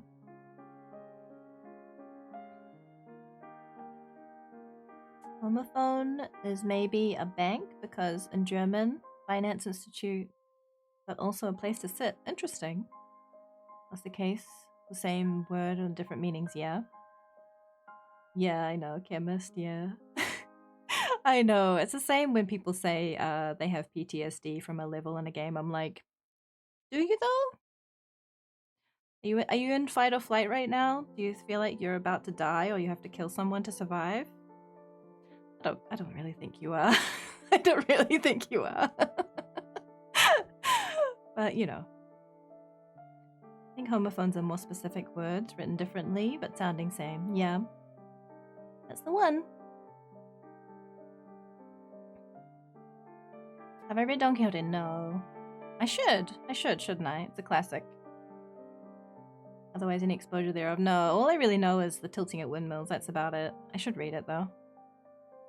Played as a dog for a session or two, he did. That's right. Can't cut off a man's head to hide a place. It wasn't me, it was Davarin. It was Davarin Darksbane. It's not me. Blindfolds exist, Vivica. We were gonna keep him blindfolded the entire trip. We couldn't even have that liability because we didn't know the powers of the big bad, you know. She's quite nefarious. So you're saying people can understand the sentence? Yes, Isam. Very easily, actually. But I am dyslexic, so I can read upside down, backwards, upside down and backwards. Yeah, I can read pretty much any text in any variation. Because my brain is just like, those are letters, and it doesn't matter what way up they are, I can tell. Those are letters. I won't always read them right, but I'll be able to read them. Sorry for the bolder words. I got irritated. People misunderstand mental conditions. I know, chemist. That's okay. It's okay. I try to be gentle with people when they use terms like that because I know it's just like a cultural thing. So they're not trying to be malicious. They're just a misunderstanding. Because a lot of people think, you know, PTSD is just like being very agitated by something. Or OCD is being very orderly or cleanly. It's not at all. It's not. So I'm sorry if that bothered you, but I just try to be gentle and gently correct people because I do know that it's the culture around us that teaches us these things, and it's not. No one's meaning to do any harm. So it's okay. I'm sorry if it bothered you. Sancho Panza's Don Quixote, straight man, essentially. Ah, yeah. That makes sense. Wanna play some D&D sometime too? Yeah, D&D's really fun. D&D always seems to get away from me. Ooh. Bloodborne D&D session when? Bloodborne D&D, wow. I feel like that'd be intense. Yeah, it's okay, Toppy. You're okay. Never play with anyone? Oh, I'm sorry, Doc. Maybe we should try and organize community D&D or something. Let's move on to the next OC. Thank you again, Teoma. I really enjoyed learning about Bryce. He's very cool. I would love to play his straight man someday. Alright, we've got Nurse, Riley Sereno. Artwork by Renkai and Chenyol. I don't know if I said that correctly. It's a pretty man there. Oh, look at the chibi. Very cute. Bloodborne D&D would be would have little opportunities for roleplay. Depends on how you do it. I roleplayed a lot when I was playing Bloodborne. I had a whole character, Blanche. What do you mean intense? You just need to be British, psychotic, and the horrors of beyond comprehension. I mean, if you ever need a DM, I mean, don't tempt me. I'm always happy to be DM'd at. How bad is that? It's pretty intense. Dev hasn't taken on more projects than he should have already. Yeah, it can be a long-term goal to play TTRPGs together. There's even books written by professors with right errors. Yep, it happens. We're all human. Does being ace give you resistance against charming? Good question. Good question. Maybe it does. Alright, Riley is a flirtatious, rowdy brawler who works as a mercenary / hireling who travels the world. He was born into a very wealthy merchant family with many enemies. At the age of 6, while traveling with his family, his caravan was attacked by bandits. Oof, not going well. The attack resulted in Riley being the only survivor and ultimately led to his left leg from the knee down needing amputation. Ah. And yet he's still a fighter even though he's missing a limb. He was found and taken to a lower class seamstress. Riley often feels directionless and thinks in the here and now rather than the bigger picture of things, preferring to come and go to different places as he feels. He does have a quick temper and can act irrationally when provoked. Along with his prosthetic leg, he has countless scars from countless fights, a reflection of a man with maybe too many close calls. Very interesting character. I feel like it's always interesting to see the ways that characters respond to their adversity. Like, he lost his entire family and also lost his social status. He went from being in a wealthy family to being raised by a poor seamstress. And then the way he's dealing with that trauma is maybe to not think about it, be very present, which can be a good way of being. It can be a healthy way to, do mindfulness practice, be in the here and now, be very present. But it can also be a way of avoiding, which it seems like maybe that's going on with him, which is really interesting. Mason, I still don't know. I guess it depends on how you interpret charm. Do you interpret a charm spell as you're my ally now, you're going to be loyal to me, or do you interpret as you are physically attracted to me? Because if physically attracted, then maybe Ace would have some kind of resistance. But if it's the former, like you're my ally now, you want to protect me, then probably wouldn't factor into it. Sitting here DMing a game, writing a book. And Devin 3 games with commissions and streams. I could do another campaign, yeah. You mad lad. Mace 2, I still don't know yet. Nice story. Like Robin Hood. There are some elements of that, yeah. Everyone has nice characters. I love them. Yeah, they're all great. I really, really appreciate everyone that submitted. Thank you so much. Alright, Connor. Name, Connor Rattled. Oh, by the way, Nur is a streamer. Don't know if I can get the username right, because I think it has some numbers in it. Does anyone? Yeah, she is. Row 5 underscore VT. Do it? Yes, there we go. And Neurosis has a debut coming up. I think it's on the 30th of October.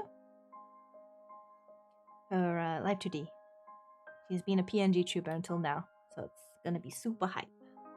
I hope I will see you there.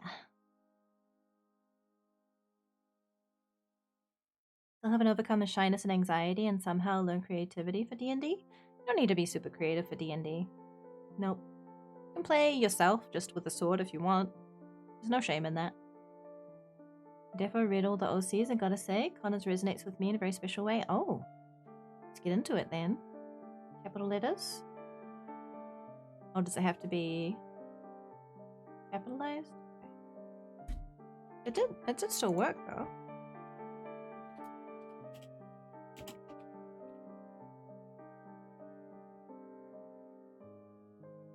Oh, maybe it didn't. Because that one was playing special events. So that's the neurosis. Thank you, Doc. The combination of Voldemort and Snoke. Still shy even after a while of playing D&D. I just easily mask it. Well, if you're with comfortable people and you get kind of lost in your character, then it can kind of bring you out of your shell a bit, I think. All right, Connor. Connor Rattled, occupation Underworld Lord. Connor has no skills whatsoever, except that he looks menacing.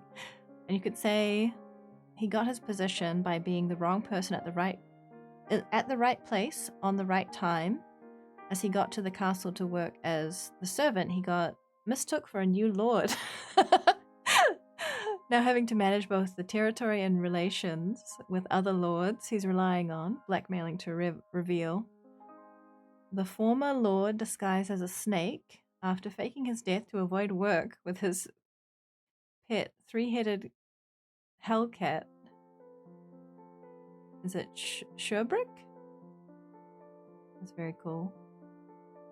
I believe Connor did the art too. That you did the art, right, Connor? That's a really fun origin. Yeah, he just moseyed up for a new job and they're like, "Oh, you're the Lord." He's like, sure. Cerberus in reverse. Ah. Did I pronounce it how you would say it though? It is. Very cool. Nice. Snoke has a snake called Nagini. Oh, I don't really know too much about Snoke. I like the comment I saw on the video for how to play a paladin in D&D. Play Emperor Palpatine in Star Wars. Really? That's how you play a paladin? I've got a feeling. Happy version of Cerberus. Key version. Cool character. Very cool. My fave character archetype. Complexity, accidental, hero, villain, middle, management. Deuterologist? Deutergamist? I don't know that word. I don't even know if I pronounced it right, but that's awesome. I really like it. And the art's really good too. Deuteronomist. That sounds familiar, but I don't know if I know the definition. Autocorrect messed it up. Ah, yeah. Basically, the idea was to throw away the alignment diagram when thinking of paladin characters, since anything really works. Yeah, you can have an evil paladin. The idea of paladin is that they are strongly for one thing. Yeah, you can have a paladin that worships Lolth. Hello. Oh, we can't have both at the same time. Which is it? Oh, wrong button.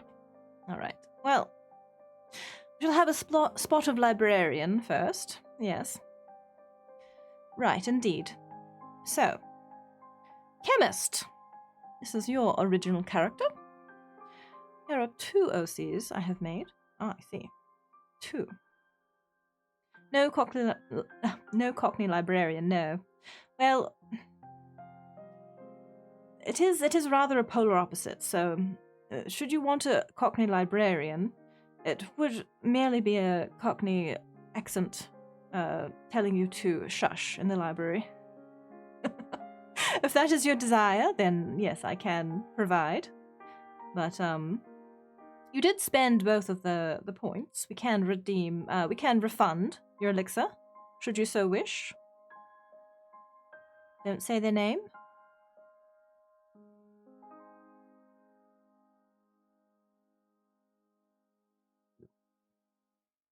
Why have not, Doctor? That is my creation. Yes, based off of them, Kai and Gerda from the fairy tale. The Snow Queen. Ah. Deuterogenous. Sorry, somehow autocorrect gave me the religious term twice. Autocorrect is feeling quite pious today, yes. Have a good rest, Gummy. Thank you for stopping by. I appreciate it. That'll teach me to use words I don't know how to spell. My goodness, if I learned that lesson, I would never type again. I practically learned how to spell from autocorrect. You know? Such is life. We do our best. We shall not hold it against you. Right. Chemists. Characters. Let us dig in. Aki and Greta? Aki is the boy sleeping on Greta the girl. I see. Yes. Greta was a former trained sniper. She and Aki are taking a rest after Aki had to be rescued by her from his captor. Ah, she's a heroine. He was asleep for several days as he was forced to try and solve a puzzle. He eventually realized the answer was eternity. He had been awake for a full week. Oh my goodness. So for the trip back, he would be asleep. But Greta wouldn't care. She was glad to have been reunited with her childhood friend after several years of being apart. Oh, that is rather sweet, is it not? Very protective. There's something very reassuring to me about rather strong and protective women, I must say. I'm a fan. And rather charming use of the website was a Forge something or other.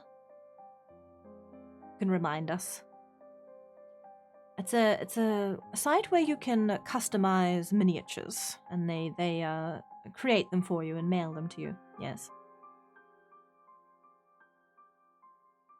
I literally made it after my experience because people avoided me a lot IRL. Ah, due to how menacing I dress. And look until they know me. Ah, yes, well. It's interesting the assumptions people make of us, isn't it? Put that in my notebook. Thanks for the suggestion. Ah, yes. Honey and Wanhon. Lovely stroll. That would be quite sweet to see, wouldn't it? Yes, I agree. I meant awake for several days. Yes, no, I understand. Yes. Yes, I understood. Highly relatable. Bone fella. I would like to sleep for several days, as a strong woman watched over me. That sounds like quite the time. Yes, looks very cool. There's a black ring on its right middle finger. Oh, he does, yes. I see that there. Right. Is that symbolic of something?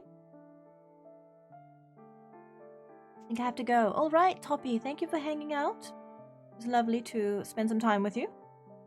Please have a good rest, and all the best.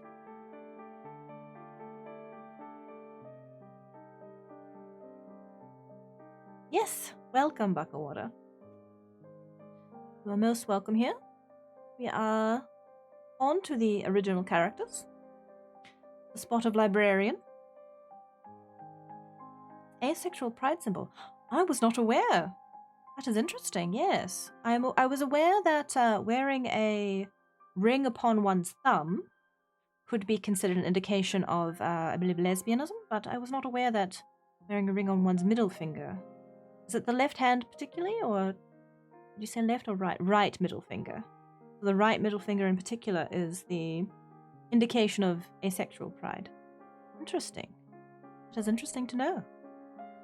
It's quite fascinating the way that humans will find little indications to one another. It was a rather funny. There was a Ken doll that was created with earrings, and the particular way that they executed that, I think it was the particular ear that they put the earring on, was an indication of homosexuality, and that was not Mattel's intent. So it was removed from the market, but it has become an icon since, a collector's item. Only the right middle finger, a black ring. Interesting. Yes, well, I should keep an eye out for that, so that if I should encounter any asexual people, I can let them know I'm also a queer. Wait till you learn about the gifts of broccoli. Wearing earrings on the right side only. Yes, correct. Yes, rather a flamboyant Ken. We are a fan. We stan homosexual Ken. Teiyu. I believe Teiyu had to rest, but this is Teiyu. I hope I'm saying this correctly. Might be stretching the definition of OC a little bit, but hi, this is Teiyu, your emotional support animal. It's not a stretch at all. VTubers are welcome as well. I started out years ago as a way to depict myself in art therapy sessions. Ah, interesting. As you can appreciate in the photo. Yes, this must be the art therapy. Looks to be conducting the ocean. Very tranquil. Shall see if he has any water-based powers. Since then, their design has become more goat-like and defined. They have gained a name and become a VTuber, a representation of myself, and yet a separate entity. Myself, a part of me, something greater than me, and I suppose my closest friend. That's very sweet. At times I do think of Vivica as being a friend, someone to encourage me. Yes. I can understand that. I can relate, yes. I was born in part because back then I was sinking into a dark place that made me hate people, and I wanted to reclaim that innocent, loving side of me I had seemingly lost since my youth. Was created as a way for me to manifest and channel that part of me that was straining to survive. In the end, that's all there is to tell you. They don't have any deep lore that isn't just an artistic way of describing my own lore, and ultimately, we are all just the stories we tell about ourselves. I think that's what makes VTubers so fascinating. That it's our process of self-creation made explicit. A being that lives on the blurred line between reality and fiction. No, I do not think it's shallow at all. I would say that this origin is extremely deep. Extremely genuine and deep and heartfelt. Vivica's very similar in that way. I began streaming as a way of coming out of my self-imposed isolation. I have likely had post-traumatic stress disorder the majority of my life since a very young age. But I was only diagnosed in 2019. And so prior to that, I merely didn't know what was wrong. I merely was confused and distressed a lot. And it caused a lot of problems in my life. Well, here goes the librarian voice. And so streaming was a way to connect to people and enjoy a hobby that I had been neglecting. And naturally, I created this representation of myself to be able to connect with people and have, a way to represent myself that also protects my privacy and allows me to be present for people in a way that I wanted to be. And it's still me. It's just it's a me that is for a specific purpose. Like, we're all different people around different people at different sides of ourselves come out around different people. Like, if we're with our family, then family habits will take over. If we're with our friends, we'll have particular in-jokes. If we're at work, we'll have to have professionalism going on. It's not any kind of shame to have different aspects to yourself at different times of your life and different settings. It's just how humans work. We have to fit ourselves into situations. Usually we aren't able to influence the dynamic of the situation that we're in entirely. So yeah, we do change, we do adapt, we do chameleon somewhat. Of course, hopefully we're not changing ourselves entirely, so we're not losing ourselves, but in some situations we do just have to kind of tone ourselves down a lot to be safe, especially at work, because if I said what I was really thinking to my boss, I'd probably be fired. Sometimes I say it anyway, but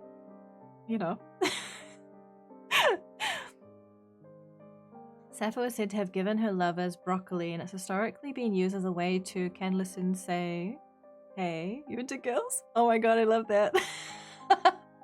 Is that why I love broccoli so much? Man, now it all makes sense. Shout out to LGBTQ homies. Yeah. We love you guys. Give garlic bread to asexual people? Really? I love garlic bread. I am demi, so that makes sense. I'm on the asexual spectrum. You can give me garlic bread. I relate to the explanation as a VTuber? Yeah, I noticed that with your gloom. That there was some aspect to that kind of thing. Maybe. Very, very cool. I love seeing people work in their experiences and maybe even alluding to like their mental health and things like that. Need to watch more VTubers because I got good mood by it. Yay! It's nice to be here. Oh, thank you, Chris. I'm glad you enjoy it. Moa is also an awesome VTuber if you want to check her out. Yeah, go follow her.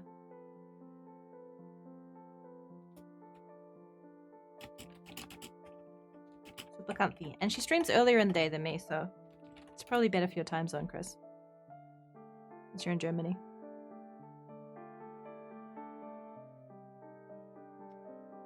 Badass. Funny, I like broccoli too, and I'm attracted to women. There you go. Broccoli's super lesbian.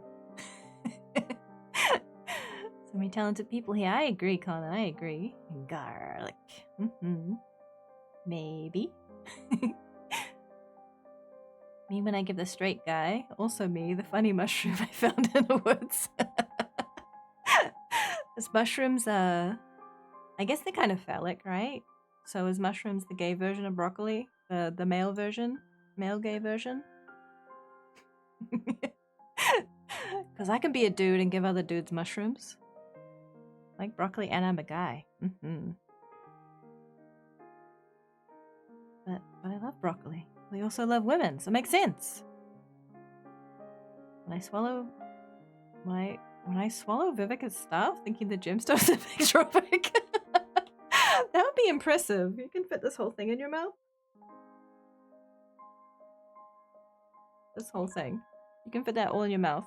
Oh, this is the wrong place. I don't want to show that on stream.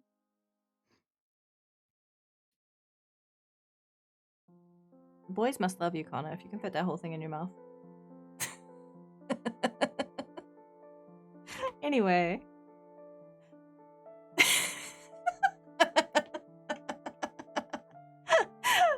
Anyway.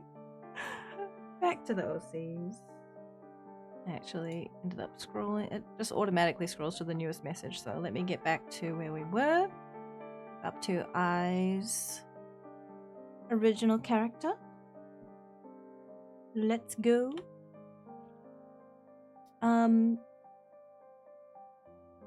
Imagine Dragon. Did you want me to do Cockney voice as well, or did you want a refund? I can do Cockney now if you want. Let me know. Or I'll have a mod refund you. Thank you, Nisa, for gifting to Smoke Bomb. I appreciate it. Thank you. Are you vanishing?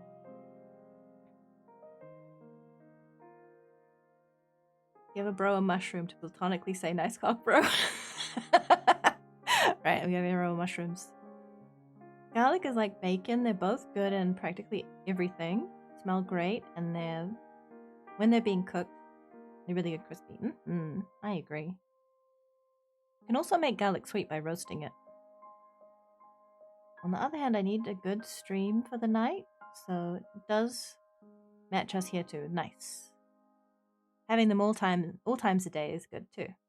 Lemon bars are food for bisexual people, apparently. Yum, I love lemon bars. Just needs a little motivation. At least not randomly typing something over the keyboard during the sleep. Thank you, Dino. Hope you're doing well. Thank you for the hydrate. I probably should be hydrating more, shouldn't I?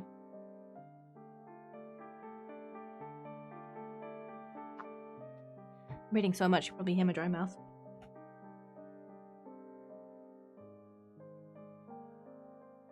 some reason I thought you said smoke bomber. Smoke bomb. That was some air coming up. I don't know if the mic picked it up. I think it did. Excuse me. I had to look at the name twice. Smoke bomber. Is that like Obama when you're hotboxing? Smoke bomber. How much do I have to pay to bonk me with the Potemkin buster?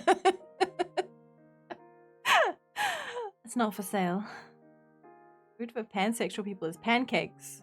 Non-binary people, it's oysters? I guess I'm having oyster pancakes. Yuck. I'm Demi Pan MB. So, I'm having a feast. Got a scoot? Alright, thank you for hanging out, Tayoma. Thank you for the birthday wishes. Pancakes and lemon bars, yum. Thinking hydrate, stretch. Vivica and chat, yes. Chat, make sure you hydrate. Be good, chat. Stay cute, they will. They can't help it.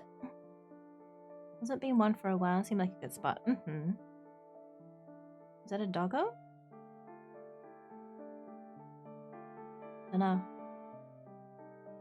Could be. Satyrs on steak? Pansexual people. It's the goat god Pan. Oh. Wait. For food? Satyr steak? Oh no. How about lemon bar pancakes? That'd be pretty good. I actually like my pancakes with lemon juice and sugar. So that's pretty on brand. Food is sexually oriented, so I'm Spanish, everything has a gender except internet. Internet's gender neutral? Interesting.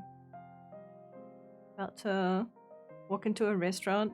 I'm known as many, as you all know what I need. Alright. Let's do another OC.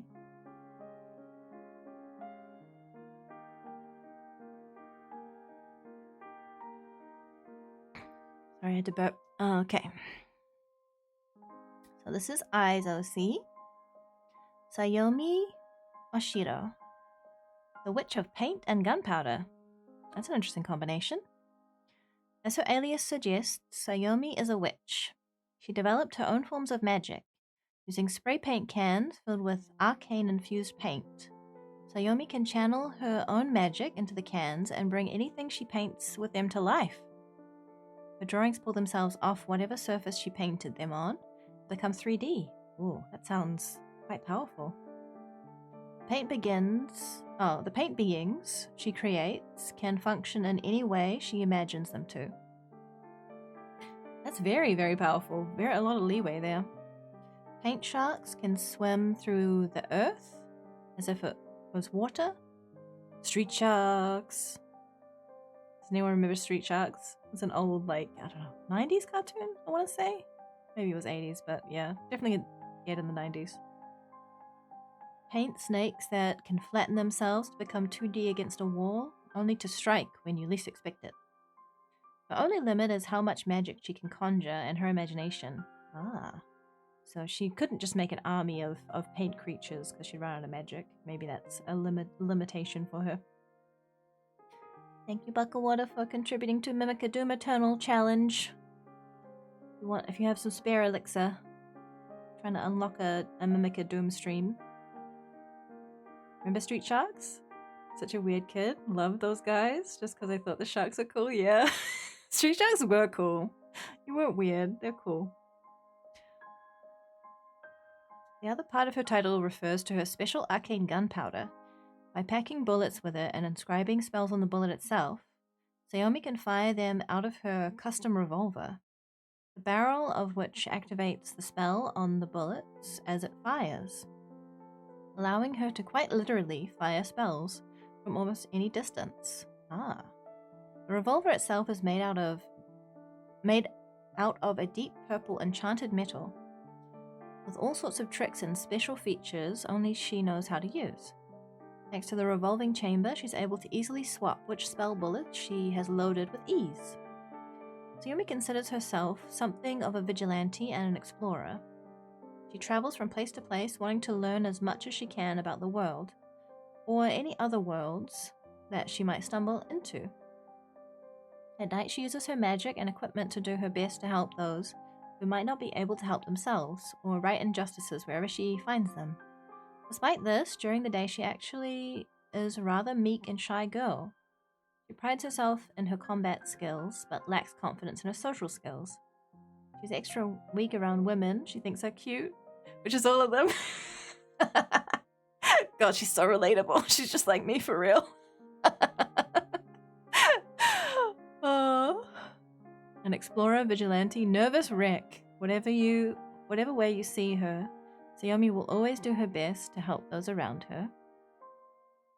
Face claim, Ruka Sarashina from Rent-A-Girlfriend. So she looks a bit like her. Very cute.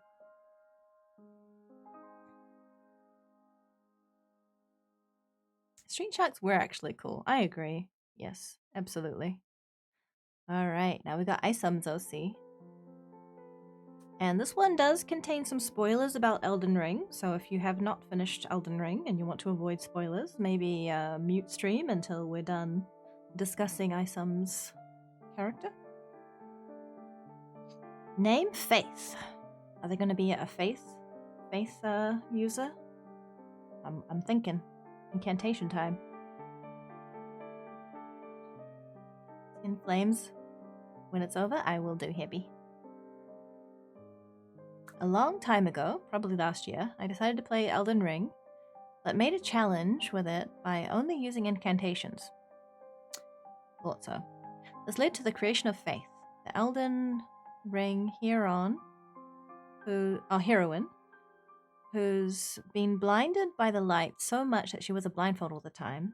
Her journey was similar to a normal Elden Ring playthrough where she defeated most bosses, but felt like something was missing. Faith wanted a companion to stay by her side until the very end, and found that in Melina. Aw, love Melina.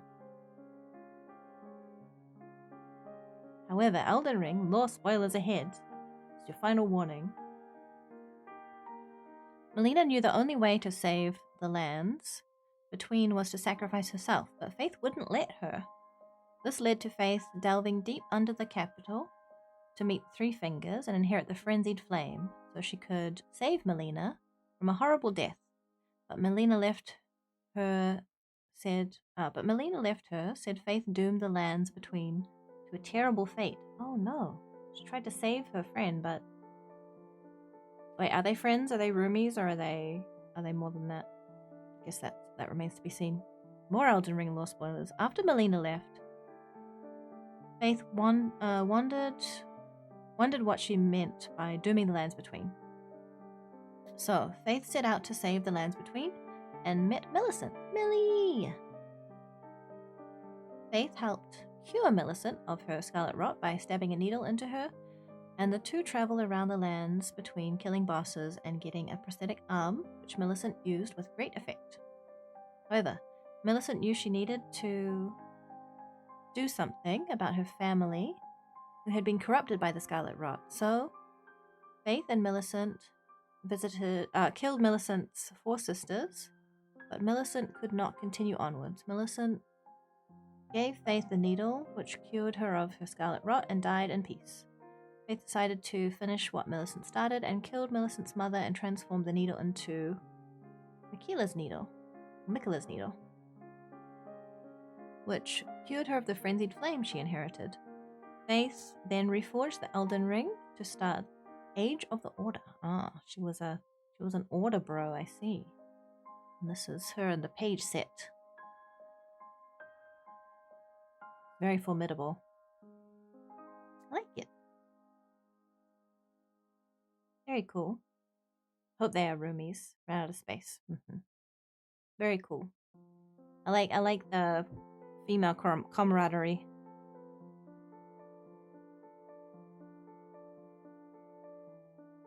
Can Mimi be caffeinated or nervous? So her shakiness much. Oh, that's the meaning of that emote, Chris, is that she's excited. So Mimica's kind of become a mascot of excitement. So she's shaking with excitement. Everybody in this stream is so cool. I agree. Oh yeah, we can tell Hebby now that there's no more spoilers. I think I have a flame emote from Hectic. Here you go, Hebby. It's safe. Safe, no more spoiler.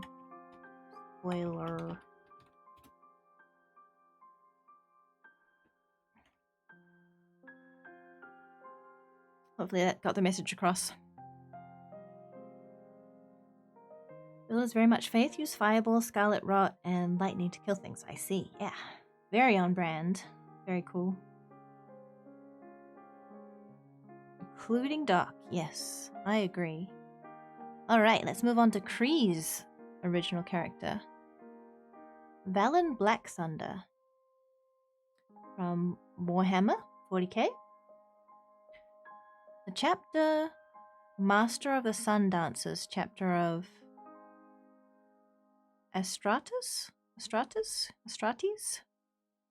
Space Marines. Little is known about his past prior to the Indomitus Crusade. He awoke alongside his chapter and several others aboard the Ark. There's going to be a lot of Latin-y words, isn't there? Mechanicus Za Quester? Valen continued to serve as steadfast and loyal commander of the Sun Dancers chapter, participating in numerous battles leading to the Battle of Rokos. Upon learning of the Crusade disbandment, Valen resolved to assist a planet his chapter had helped liberate, one being besieged by an orc, Warg, and Frankhari raiders, both tormenting the lives of the innocent people living there. Valen is a charismatic and larger-than-life figure within the ranks of the Sun Dancers chapter. He carries himself with an air of undeniable authority, exuding confidence and magnetism that draws the unwavering loyalty of his fellow Space Marines. Very helpful for a commander. His commanding presence is further bolstered by a booming voice that can inspire courage in the hearts of even the most battle-worn warriors. He's a buff warrior. He buffs people with his voice. Very cool. Befitting of his belief that every battle is an opportunity to showcase the valor and prowess of the Sun Dancers chapter. He regards himself as a war hero in the making, always seeking the grand stage on which to demonstrate his chapter's might. He is known for his penchant for theatricality, orchestrating battles with an almost choreographed precision, ensuring that every move is a spectacle to behold. Intimidation tactics. Valen Black Thunder stands at an imposing 7 feet tall. Oof, he's gonna have to duck. He's gonna have to duck through all the doorways in the Mage Tower. His massive frame encased in ornate power armor. His armor is painted a light tan with gold accents and a silver left arm. Valen's stern vision is framed by a cascade of jet black hair, and his piercing blue eyes radiate an aura of unyielding determination. Not him, but that's what the color scheme of his chapter looks like. That's similar to what his power armor looks like, I guess. I really like the combination of light and dark, like blue eyes and black hair. That's actually the character I mentioned earlier, Davrin Darksbane. She has straight black hair and blue eyes. Very cool. I like him. Like burning of 1,000 planets full of heretics, the zealous mutated humans. Yeah, 40k is a very interesting setting. Very dark. There's no strata from a papyrus of the New Kingdom, with her included in the Egyptian pantheon. I see. I can't see the name of this. Let me disable streamer mode for a moment. Lock HQ? HQU? I don't know if I'm saying that name right. Lock Q? Full name Madison Catherine Starr. It's a good name. Nickname Maddie. She's half human, half Luma. Art is by Rain Diaz, formerly Murasakinos Art. Very cute. I like her dress. I have one that's kind of similar, but it has sleeves. That's purple and black instead of red and black.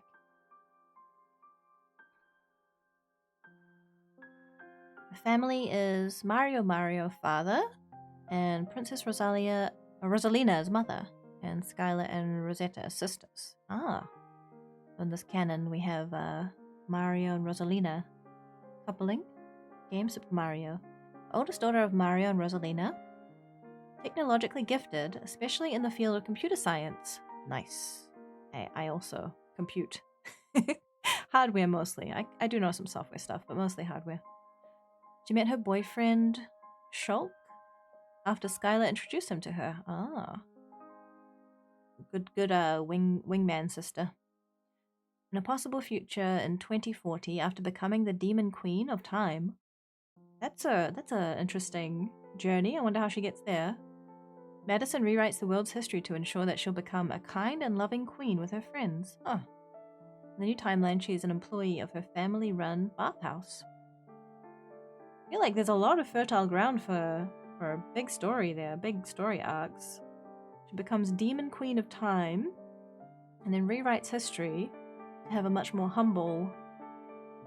Well, she becomes a kind and loving queen, so I guess not that humble, but still a queen, but kind and loving. And also running a bathhouse in another timeline. Very cool. Timeline stories. You can have different versions of characters are very cool too. You can play around a lot with that. It's very, very fun.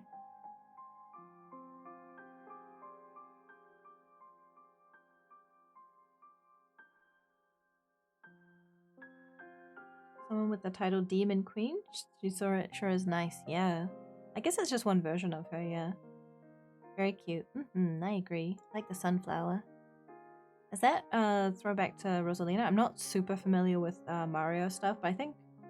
Does Rosalina have like a sunflower motif? Or... I think she's blonde, right? I feel like a lot of the... Well, there's like...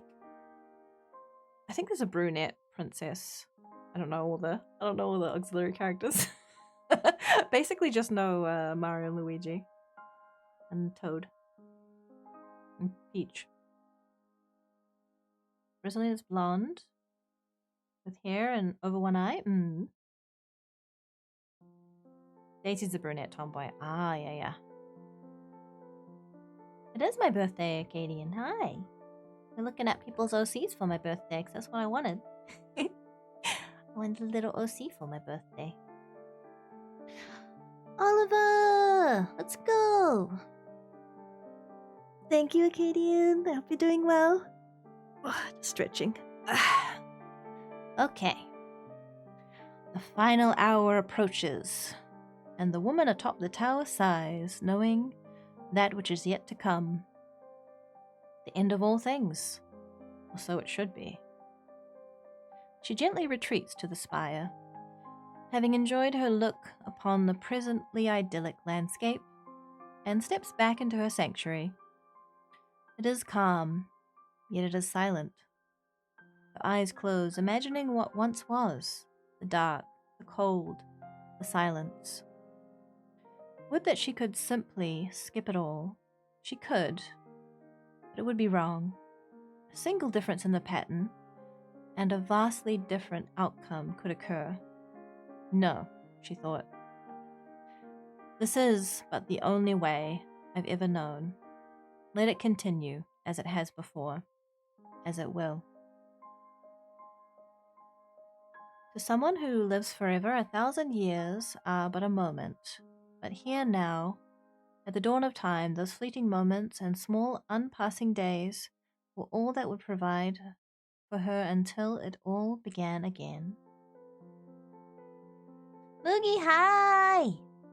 Thank you for the birthday wishes. It has been really fun. I'm learning about people's OCs. My Mageling submitted their OCs for me to learn about. It's very fun. Hope that you're having a good day too. I also learned it's Potemkin's birthday today. From Guilty Gear.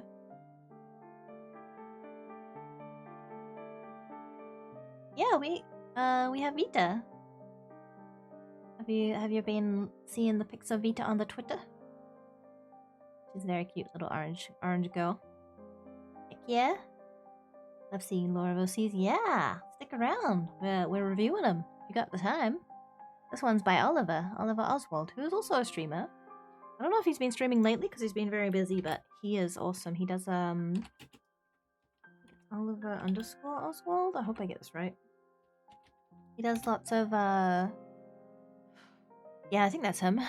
What's the game where it's like Stellaris? Yeah. He plays that quite a bit. He's been playing Baldur's Gate apparently. Vita's cuddling with you? Yeah, she's very cuddly. If you touch her at all, she starts purring. She doesn't really meow, she trills and she kind of screams. She goes, ah! It's really cute. She's adorable. Yeah. Cats are very, very cute. I don't know, she's like the opposite of Vivienne. Vivienne is the kind of cat that will be friendly on her own terms. She's very skittish of new people. She'll cuddle with you only like under a blanket. Like if you have a blanket over your leg, she'll paw at the blanket to let you, like, ask you to lift up the blanket for her to curl under it. Or if I'm wearing my big dolman sleeves, she'll climb into them. But if she doesn't, like, you can pick up Vivienne and she will meow at you. Like, she'll meow at me when I go to pick her up because she doesn't want to be picked up. And then immediately she'll crawl on my shoulder and then jump off. But Vita, you can pick her up, you can hold her like a baby. She's just purring away. You can belly rub her all the while. She's so happy and loves it so much. You messed up? You okay? You can change your submission if you need to. I'm going to fix my post. I deleted it. I could add the rest. Oh, you can just submit it again. Yeah, we can unlock it. But can you unlock the thread again? We just didn't want anyone to see me streaming it and then be silly. Thank you, Vint. No worries, Luna. It's fine. No worries at all.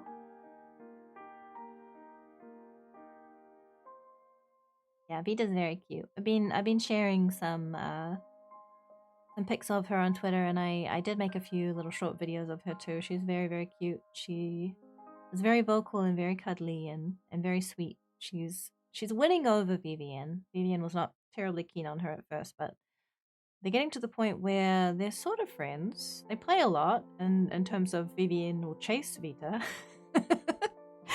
but mostly doesn't kick the shit over anymore. Oh, it's Vita. Means life. Predictable, huh?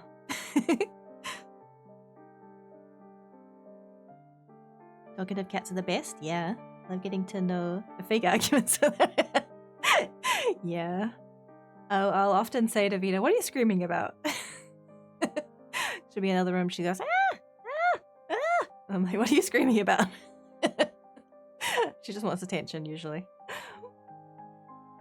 So opened my roommate's laptop to take a file, and he named his bin The Dreams and the Hopes of a 5th-year student. Is he doing a 4-year degree and he's in his 5th year? Alright, let's get back to Ollie's OC. So we had that little scene of her at the dawn of time.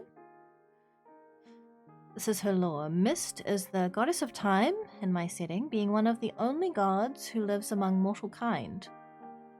It's only once every 1,000 years that her tower, the temporal spire, emerges from the land to correct time-based anomalies caused by magic. Ah, she's cleaning up your mess, Vint. I see. It's a chaotic gremlins and they're adorable. Mm-hmm. What's with the VS badge? Which event? Oh.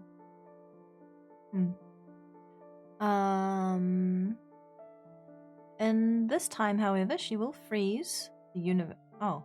In this time, however, she will freeze the universe to make her corrections. I see. So when she's fixing things, she freezes time.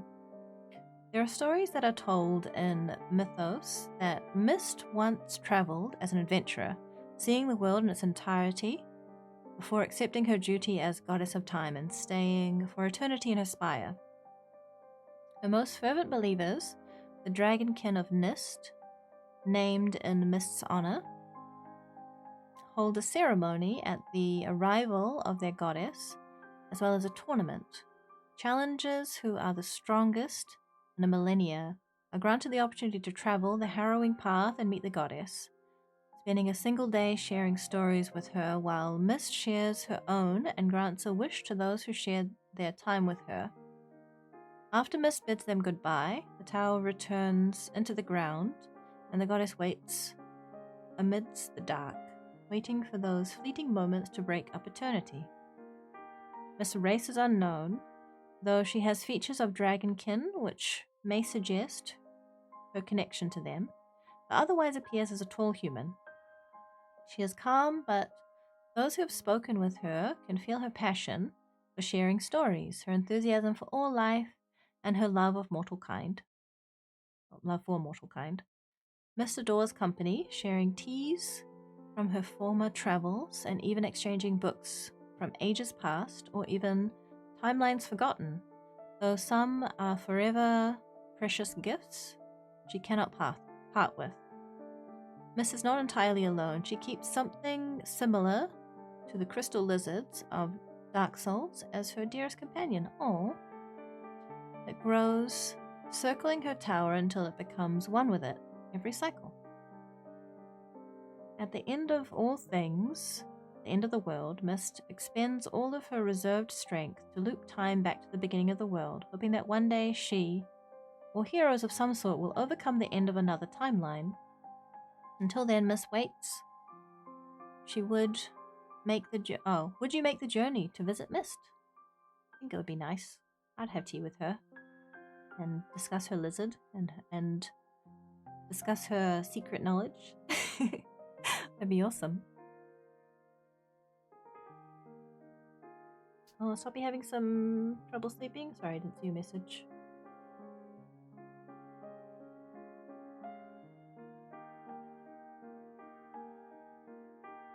Thought I was reading all of chat. You can rest soon, Toppy. Just up and say hi to her friend? Yeah, no worries. Alright. And this is she, Mist. Very cool. You can tell she is kind of an adventurer, huh? Big pauldrons. Very cool. Okay. Charming Waters OC time.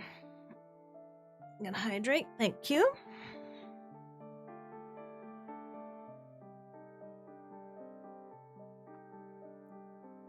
Very good style, I agree. Alright. Bakawara. Name Izumi. Medium stature. Setting a fictional Asian country. Set in futuristic yet feudal looking style. Interesting. So like combination of old and new. I like that kind of thing. Kind of like steampunk but Asian? Maybe? Or is it more magic than tech? Yes, my Bakawara. She's a cutie. More tech. Aha. Makes sense. Izumi is born in a postmodern country where survival of the fittest is the norm, and poverty was on the rise. Not an ideal setting for someone born with beauty and delicacy such as hers. To provide her with any better environment, her family has sold her out to a private military corporation on the day of her coming of age, where she'll be trained and taken care of as one of their soldiers. Interesting. Well, thank you for the resub. Oops, thought since I overslept today that I could stay up longer. Nope. Enjoy the rest of the day. Have a good rest. Thank you for stopping by. I appreciate it. It's lovely to see you. We didn't get to your OC yet.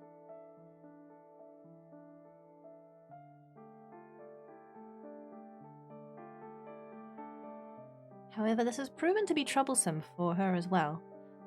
She has always fallen behind, not because she was weak, but because she fears conflict.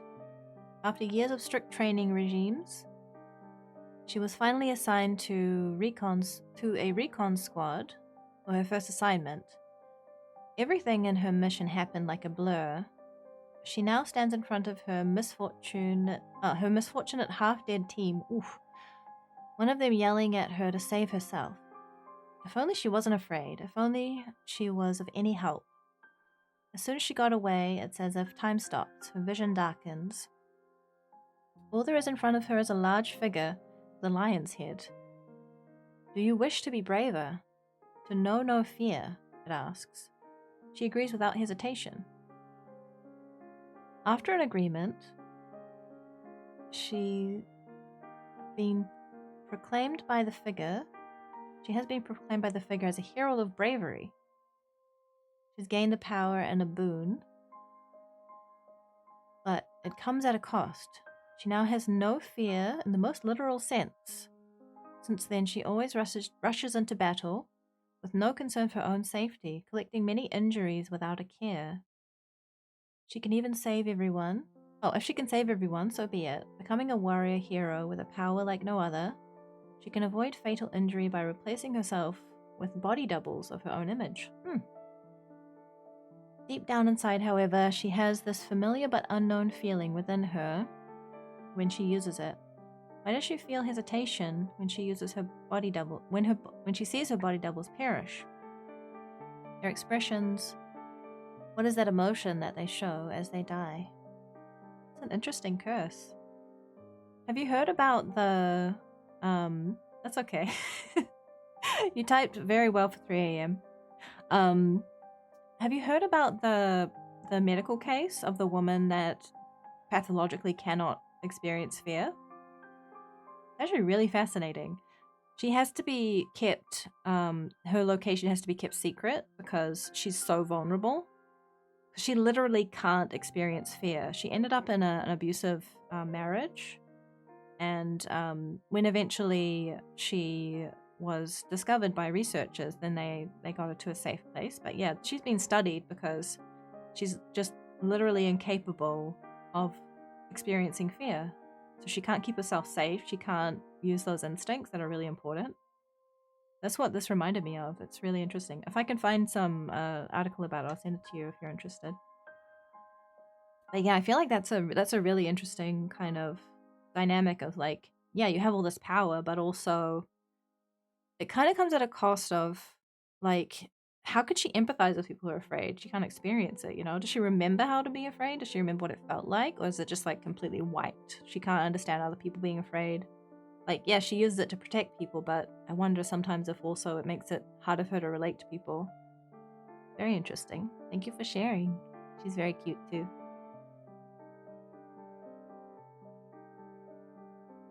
Oh yeah, you can watch the VOD later. I agree, Moa. Have a good rest.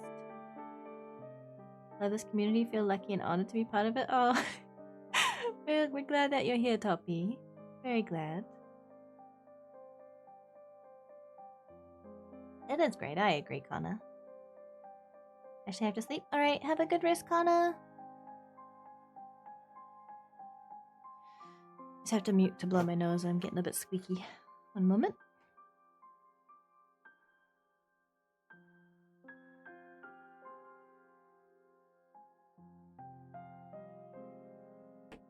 Oh, geez, it's 9:30. When did it get so late? How much more do we have to go? Not too much more. I'm just gonna take a bite of sushi because I haven't actually had dinner. I don't feel hungry, but I do want to eat before I go to sleep. So, should I mute? Is it gonna be gross, noisy? I'm gonna mute.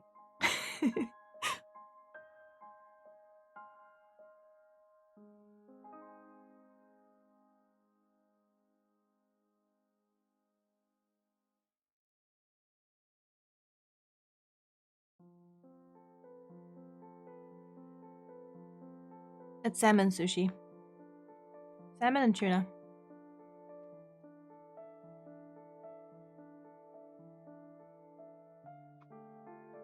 Each mukbang.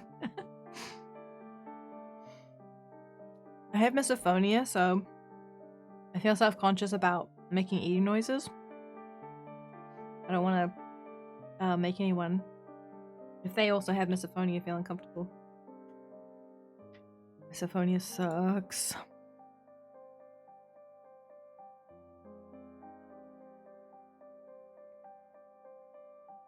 If anyone is interested, I know 2-year-old unfinished mangas about cars.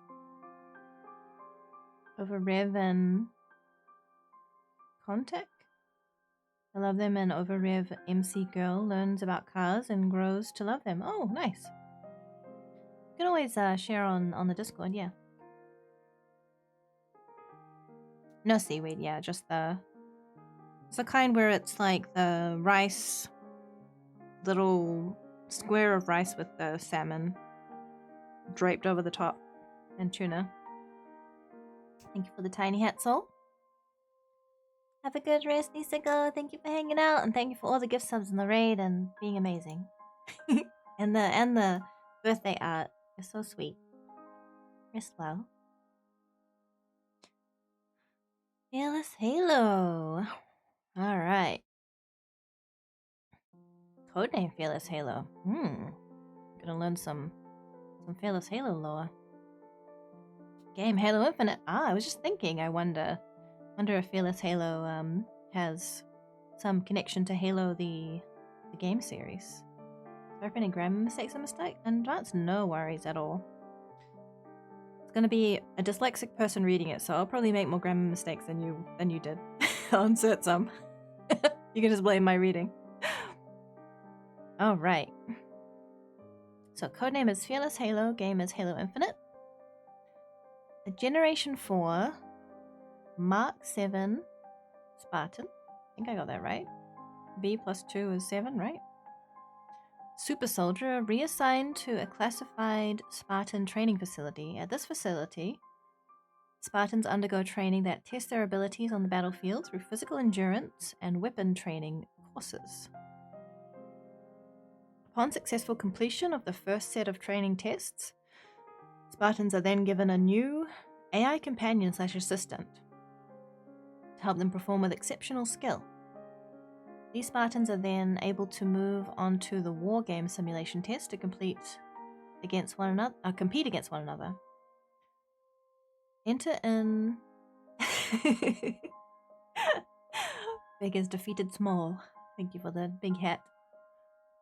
Enter a new Spartan trainee, Fearless Halo, where he manages to get by most of these tests without failure despite what he believes.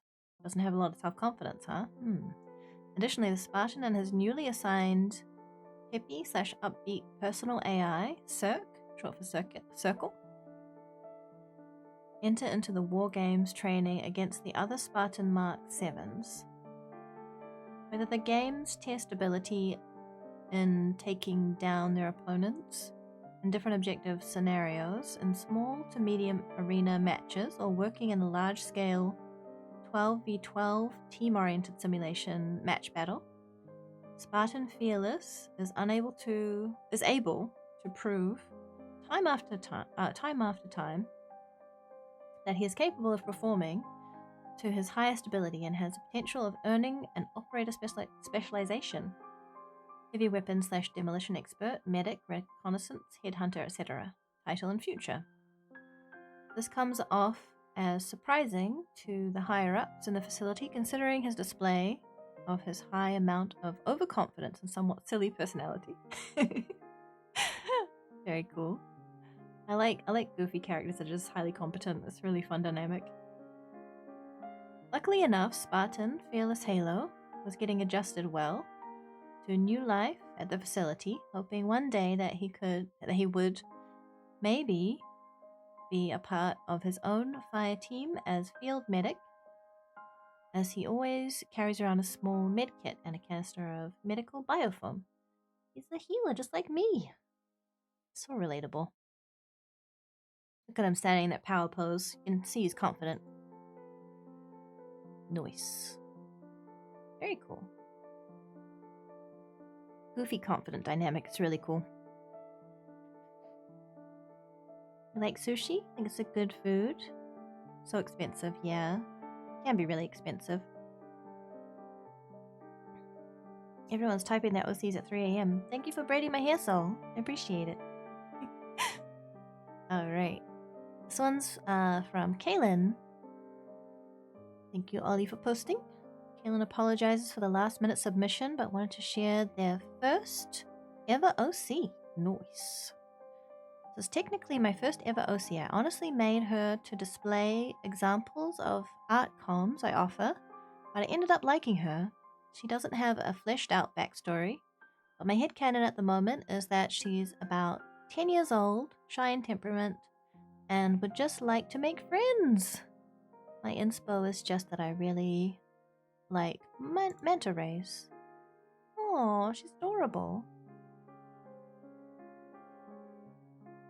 She has little manta ray ears and horns, kinda. I don't know if those are horns, but little manta ray attributes. Very, very cute. I like her dress. And then she has a little tail. Check these. Hi! How was your stream? Welcome in. Thank you for the birthday wishes. Try my best for the first OC. I loved it. It's great. Fearless Halo. Thank you so much. I realize my Spartan colors match your alternative outfit. Oh, nice. Twinning. Stream was good. Being a very frustrating boss in Liza P. Oh, nice! Liza P does look very cool. I do want to play it eventually. I played some of the demo. Apparently the demo was harder, so I'll probably enjoy the game more because I found the demo to be maybe a bit too hard. Thank you so much for the raid. And to everyone who came in with check these. Hello, welcome in. I'm Mage Vivica, I'm a life mage. It's my birthday today, so we're having a look at my community's original characters that they've submitted for me to learn about. It's a lot of fun, I'm having a really good time. And yeah, I'm a life mage. What does that mean? Well, life's kind of complicated, I think. So I try to do some work figuring out things and make a little video every week called the Weekly Buff.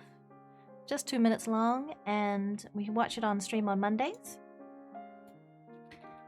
And usually it's about different topics to do with mental health and thank you, Doc. You're faster than me. Mental health and relationships and things like that. And I do take suggestions for topics as well on my Curious Cat, which is anonymous. You can also just ask me questions, give me feedback and stuff there. That's always open to everyone. I have approaching 400 questions and answers there, so if there's something you're curious about me, you can also just read through if you don't feel like submitting anything.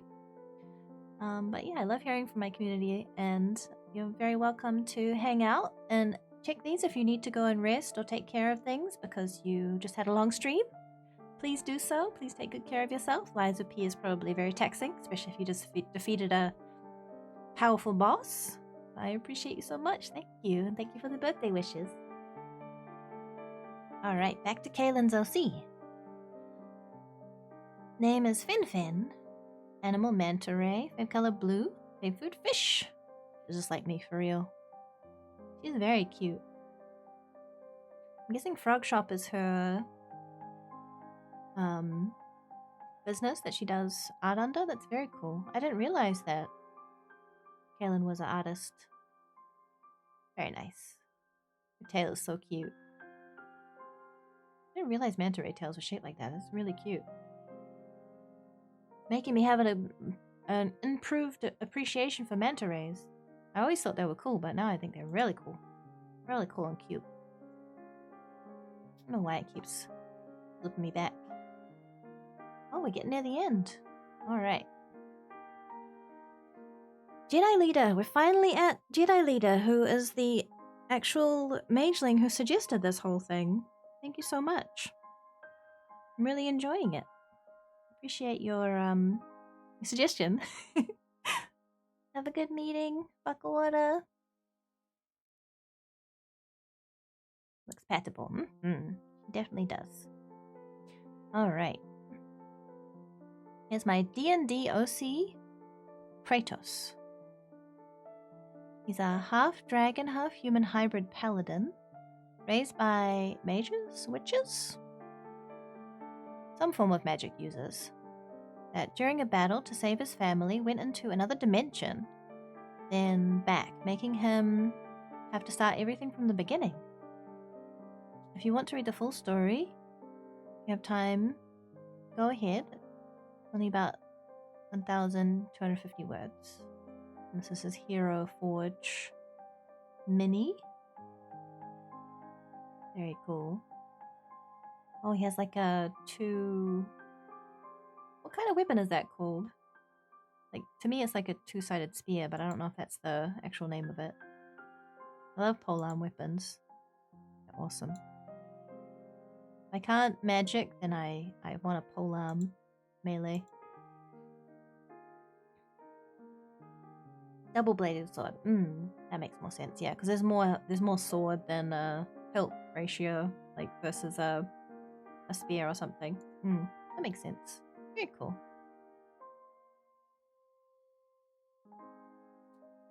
Since it's already getting late, I don't think I'll read the whole story, but I might read it at my leisure at another time. Thank you so much. He looks really cool. Very interesting backstory. And he's raised by magic users. That's interesting. Very interesting. You love a good mage. And a good mage adoption. Vince OC. Jean Grivant.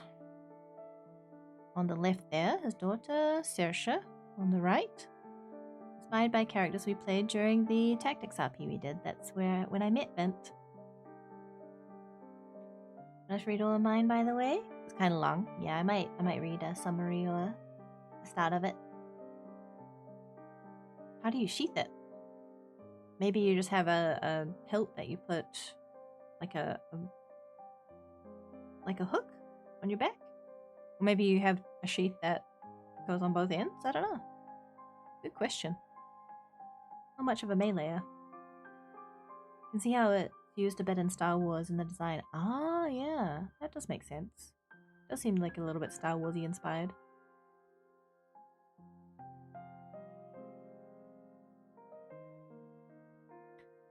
Stick Out to me is sort of culmination of everything I learned writing, and the TTRPG session that inspired this pose screenshot had some of the players in tears. Definitely says a lot to me that what we create stands on the backs of everything we created before it. Jean being a man from a humble background who lost his wife and he thought he lost his daughter and thought he had moved on, but something shakes him into essentially starting a dangerous death cult to escape any sort of afterlife or reincarnation.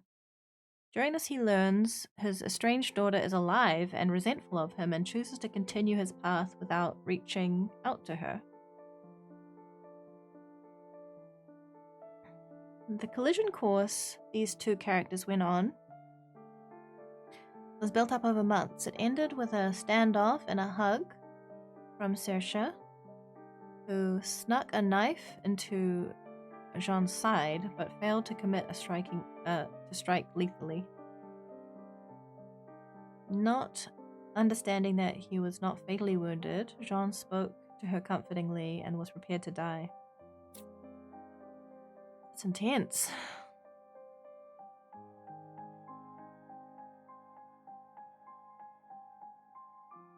I can imagine that would be very emotive. Yeah. Saoirse's mother is a barbarian that I played. Her name was Erin. Very, very fiery, very small creature. Thank you, Vint. It help stay more stable on its back. Ah, yeah. Mulla's OC. These are two OCs, part of a bigger story I made. An ARG with puzzles and riddles where people could find these reports. I made these reports inspired by SCP Foundation games. Gloom is very personal to me because it's part of me, as you might notice if you read more about them. I think so it makes sense it's because there is much more lore to this. I also left a lot purposely vague because world building is hard. Apologize in advance for misspelling and typos. Yeah, that's okay. We don't mind the typos. I need to make it a little bigger. There we go. Oh.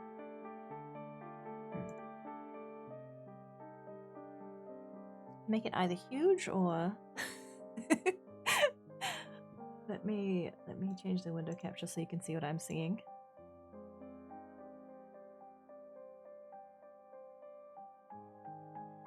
FEW reports. The file code, title Gloom, danger level Nightmare. Gosh, it's formidable. Have a good rest, Ham. Thank you so much.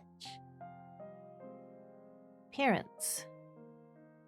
If Dane001, DAEN001, is an entity that exists out of a tar-like oily substance. Its eyes and mouth glow bright white, which is in stark contrast to its dark exterior, which sometimes has a rainbow sheen to it if the light hits it at a specific angle. It's sort of like oil spill kind of texture. Interesting.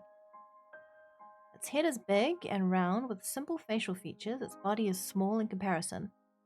It seems to be able to morph its body, but not at will. The body's changes seem to be tied to its mental state. Looks very sad, always having a frown on its face. To hide this, the Gloom wears a handmade mask. The mask is a sheet that has a smile drawn on it. When distressed, the Gloom sprouts parasite-like blobs that wail silently. These grow on top of the Gloom's head. There have been records from agents that barely escape the danger of these wailing oil baubles. Or bubbles? Covering the entire body, this entity seems to be the only one of its kind. Behavior. The Gloom likes to hide in dark thoughts and shady places. It spends most of its time gazing into nothing, insulting itself, crying, or drawing smiley faces on sheets of paper. It doesn't like to be interacted with, avoiding contact at all costs. Gloom hella relatable. Sometimes you just don't want to be. You don't want to be contacted, huh? When approached, the Gloom will try to push you away verbally, and when agitated, it will attack. Do not, under any circumstances, touch its mask. It will strike you with intent to harm. The Gloom is at its most dangerous when it's not wearing the mask and having many wailing oil bubbles on its body. When it is distressed and not wearing a mask, it's best to find one of its many masks before making contact. Simply search any dark spaces and you might find one intact one amongst the pile of crumpled ones. And that's its SCP chart. I'm not actually sure what all those mean because I've only played SCP very briefly. Let me grab the other one.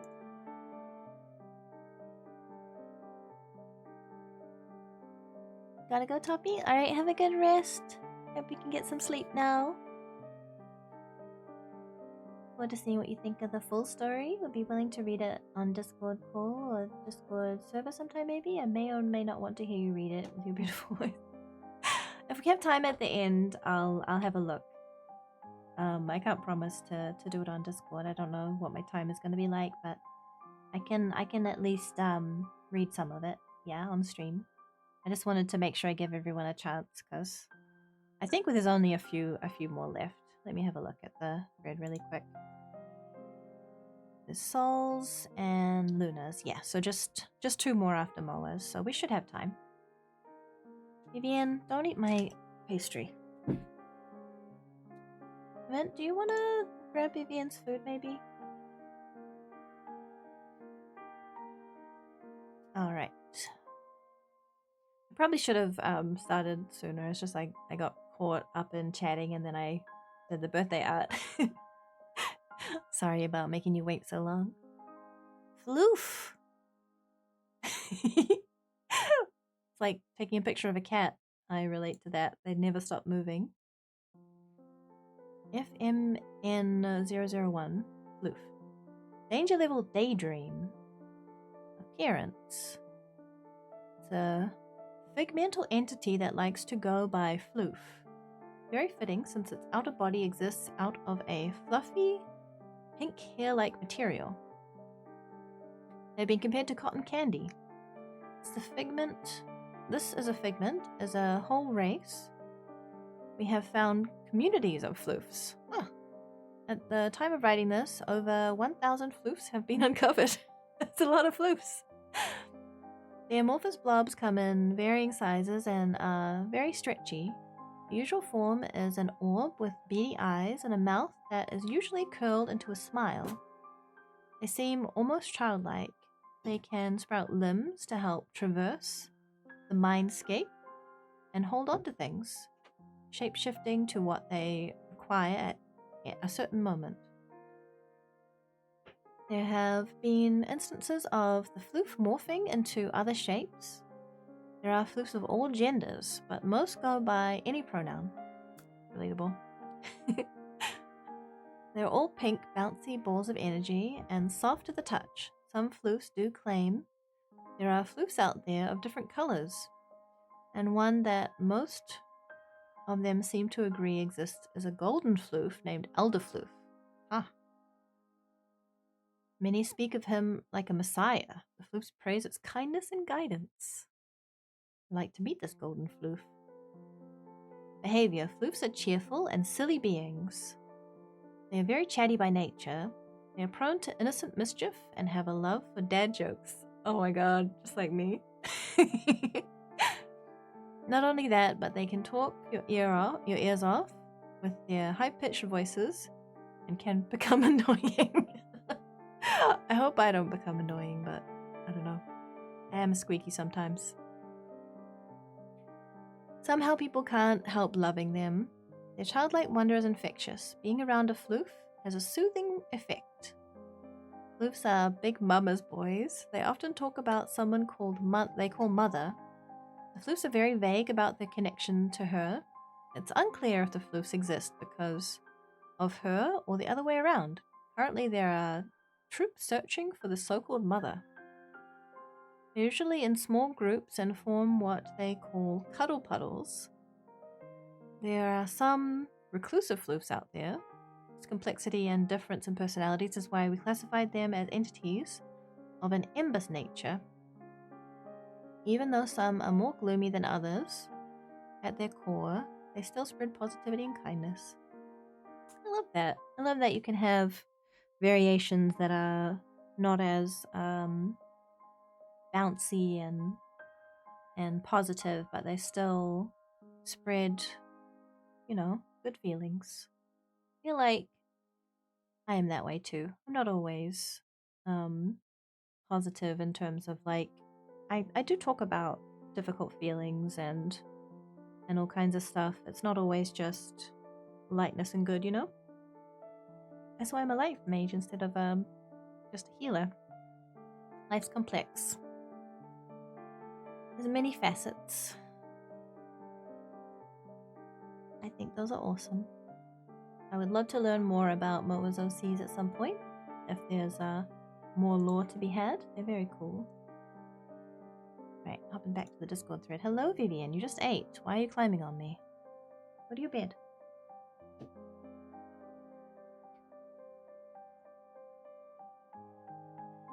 Alright. Soul, we're up to your OC. I'm squeaky. My squeaky is adorable, not annoying. I'm glad.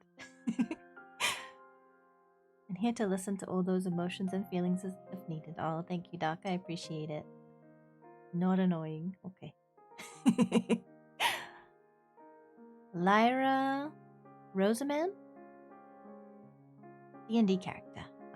Lyra Rosamond grew up in Tyria with a modest family that consisted of her younger sister Tara, her mother Frida, and her father Barrett. Frida was a teacher for the children in their town, and Barrett was a captain of the town's militia. Lara was content learning how to wield a blade with her father and the other people in the militia. Her sister, however, was more interested in books and always had her nose buried inside a novel. Lyra got along with her sister well. They rarely argued and they always had each other's backs. Once it came to dealing with the town bullies as kids, Lyra was the muscle and Tara was the brains. Complementing each other. Very nice. It's lovely to have stories where siblings support each other. As they matured into teenagers, however, Tara became sickly, started to become distant. She spent more time reading books and secluded herself in her room, and the content of the books changed from fantastical stories to magical instruction manuals. As time went on, Tara's body grew weak and frail, but her mind remained sharp. Lyra was the first person who was pushed away when no cure was able to be found. Tara pushed her father away next, and finally her mother. Lyra was affected the most by the emotional abandonment she felt from her sister. She began to despise books and threw herself headfirst into swordsmanship. Focusing all of her energy and frustration into her physical training, she became a force to be reckoned with in a short amount of time. Finally, one day during a training session, she was urgently called home. Her sister was living her final moments and had asked for her sister's presence. In her final minutes, Tara could only manage 3 words after Lyra arrived. Read note after. She drew one final breath after these words and was forever still afterwards. Lyra sat and cried at her sister's bedside for 2 days, refusing to move. Finally, on the 3rd day, her father finally got through to her. Remembering the note her sister's final breaths were used to tell her about, she slid a folded piece of paper from beneath her sister's cold hand and opened it. "Take my ring," it read. Lyra removed the only ring her sister wore on her fingers, a gold ring with a blue gemstone set into it, and slipped it on. "Took you long enough to read my note, sister. I always knew you were slow, but this takes the cake." Her sister's voice sang through her head like a crystal wind chime. Lyra thought she was losing it at first. "No, you're not going crazy. It's the ring I gave you. I stored my soul in it as I died. It's what I've been working on so much that I ignored you, Mom and Dad, for." Her sister's voice explained, "If I hadn't worked so tirelessly as I did, then this wouldn't be possible." Once Lyra had understood and accepted that she had her sister back, although only in her head, she was elated. At least until Tara explained that she had been given a book by someone while she was alive that cursed her. Oh dear. They had used her curiosity against her purely for their entertainment, and that they continued to communicate to her and mock her in her head all the way up until the moment she passed. Whoever this individual was absurdly dangerous, not only because they were powerful, but also because they caused pain and suffering just for the thrill of it. Once this was explained to Lyra, she made it her goal to find and eliminate this person so that no one would have to go through what her family did ever again. Before she could decide to set out, however, her sister insisted that she learn at least some rudimentary magic because she believed it would serve her well.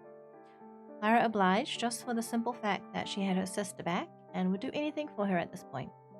Once she learned the basics of magic, she was able to integrate it into her combat style and set out to find the mysterious man who ruined her sister's life and took daughter from her parents. That's a really interesting story.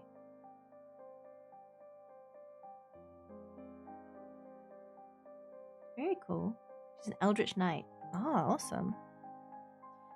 Yeah, that's really cool. It actually reminds me of a couple of my OCs from Dragon Age. In the Dragon Age setting, there's basically a dimension you can only access during sleep, and mages can access it. It's where magic comes from. It's called the Fade. And these 2 sisters were separated. One was taken to basically mage prison, and the other one ran away so she could avoid mage prison as kids. And so the one who was imprisoned, she was able to communicate with her sister still in the Fade in her dreams. And so the younger sister who had escaped, she thought that she was dead.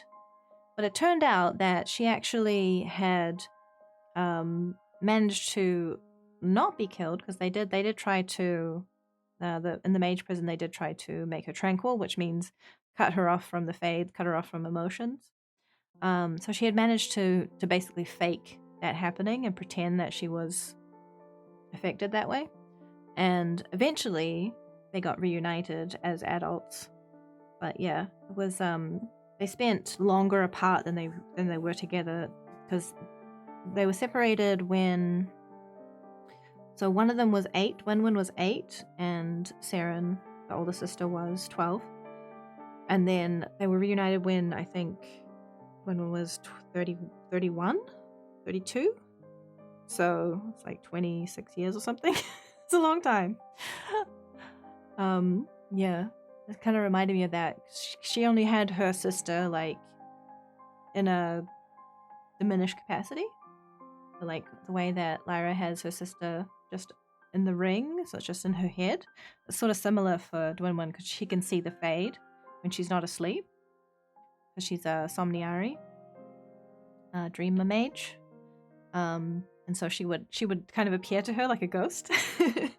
So it reminds me of that. It's really interesting. I feel like that would be a really interesting dynamic to have for a story. It's a very cool origin story. I liked it. Thank you, Soul. Vivian, why you gotta be like this? Why you gotta be like this? You gotta climb on everything, huh? Alright, so Luna did share the full story with me privately, and it was very touching. You may say what you want about it on stream, just don't read it out loud. Yeah, I will not. Pictured the first star.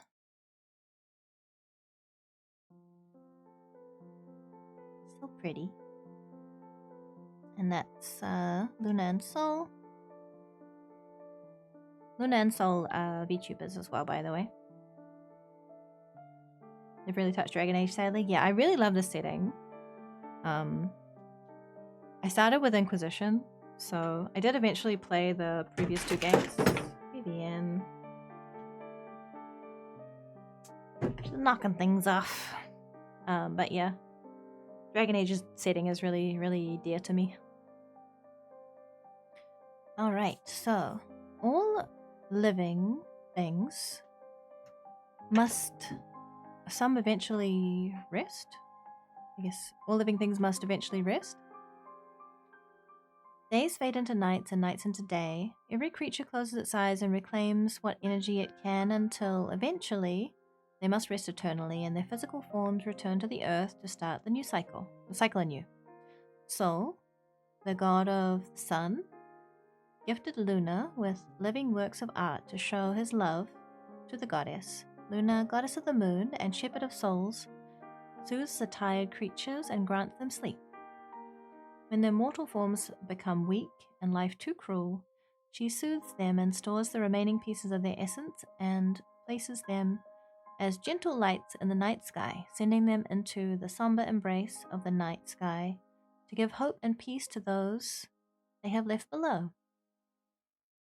When these beings started to force her hand, she came to Earth to try and provide comfort and support in hopes of seeing her precious gifts live long and prosperous lives. In order to see Luna's dream come true, Sol joined her and together they started a cozy cafe welcoming strangers of every kind. So lovely. Quick editing so that they have time? No, it's fine. I understand. No worries about typos. I'm dyslexic, so I make typos all the time. Absolutely. Yeah, I really enjoyed your story. I won't read it out or anything, but just things that stood out to me about it was how it's like a story of hope, but it doesn't shy away from the difficulty and the darkness. I feel like especially with things going on in the world right now, which I won't get into, but like conflict and people being in really dire situations and stuff, it resonates a lot. And it's nice to think that there are powerful beings that care about humans. I really like that concept. And the love of Soul for Luna, and how she has a love for her creations, and he was angry that they were harming her, and the whole dynamic. It's very interesting, kind of a balance of like fire and warm, gentle light of the moon. So it's a very beautiful story. And were you looking at making it into like a whole lore video? Because I think like what you showed me was really, really pretty and amazing. I hope that eventually it can be displayed to people. If that's something you'd like to do. It is? Nice. That's awesome. Yeah, I really hope that that all comes together for you, because it looks so lovely. Let me give you a quick shout out, Luna. Make sure I spell your name right, because my dyslexia.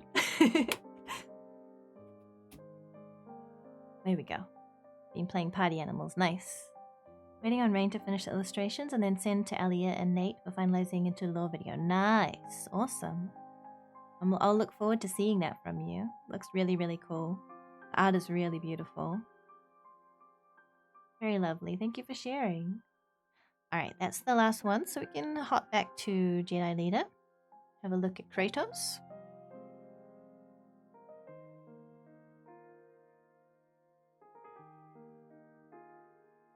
Alright. Let me share my screen.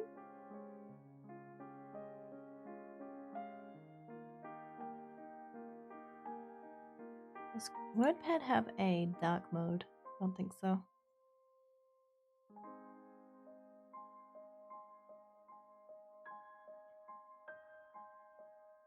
Let's zoom in a bit though. That's a bit better.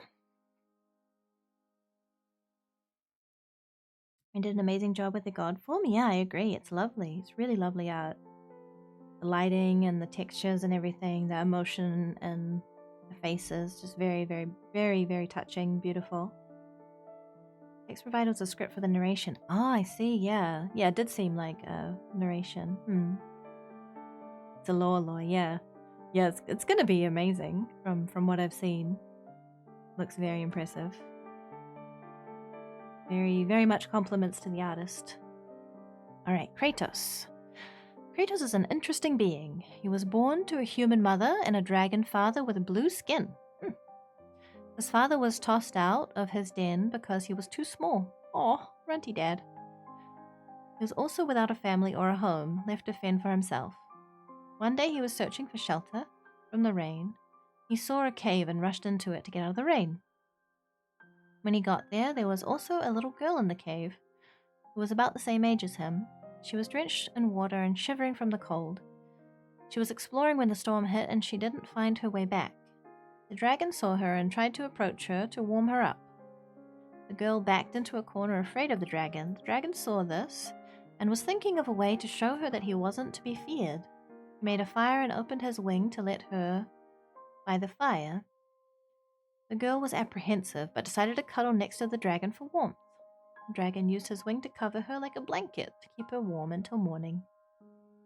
When morning arose, the dragon left to find some food for both of them. The dragon cooked the food for the girl, and when they were finished, he laid on the ground and allowed her to get on his back to set off and find her home. I soon spotted her home, which was a tower in the forest, just shy from a village her family visited daily. The dragon flew down and landed in front of the door. The girl's parents burst out, readying their magic-imbued staves, about to strike the creature. Oh no. Oh dear, it's getting tense. The dragon cowered in fear, thinking that it was the end. But the little girl stopped their attack and told them how he helped her. They apologized to the dragon, who was still hiding behind his wings. The girl got her parents' attention and whispered something to them. The parents looked at each other and shrugged. They got the dragon's attention and offered him to stay with them. The dragon was stunned. He was cast out and unwanted. Now someone actually cares about him? He agreed and entered their house, tears falling from his face. Over the years the dragon lived with them, he learned to speak like a human and how to read their language, in which he gave himself a name with the help of Alice. They decided on Dante, something simple and easy to remember. He learned some magic as well. He was also playing with a girl whose name was Alice a lot, and their bond grew stronger each day. One day when Alice was at school, Dante found a book where he learned something that broke his heart. He learned about how he would outlive Alice and her family because he was a dragon, leaving him alone again. He just sat there, staring at the page, crying, covering it in his tears. The parents found him and asked him what was wrong. He couldn't mutter a single word. All he could do was point to what he read. His parents hugged him to try and comfort him when Alice's mom got an idea. She ran to one of the spell books and asked if he would want to grow and age at the same rate as a human. They warned him that he'd also have the same lifespan as a human, not the long lifespan of a dragon. He agreed without hesitation. He would rather have a limited lifespan than to live vastly longer than those he loved. They used the spell, and they sneakily gave him a human form, the same age as Alice, who was now 15.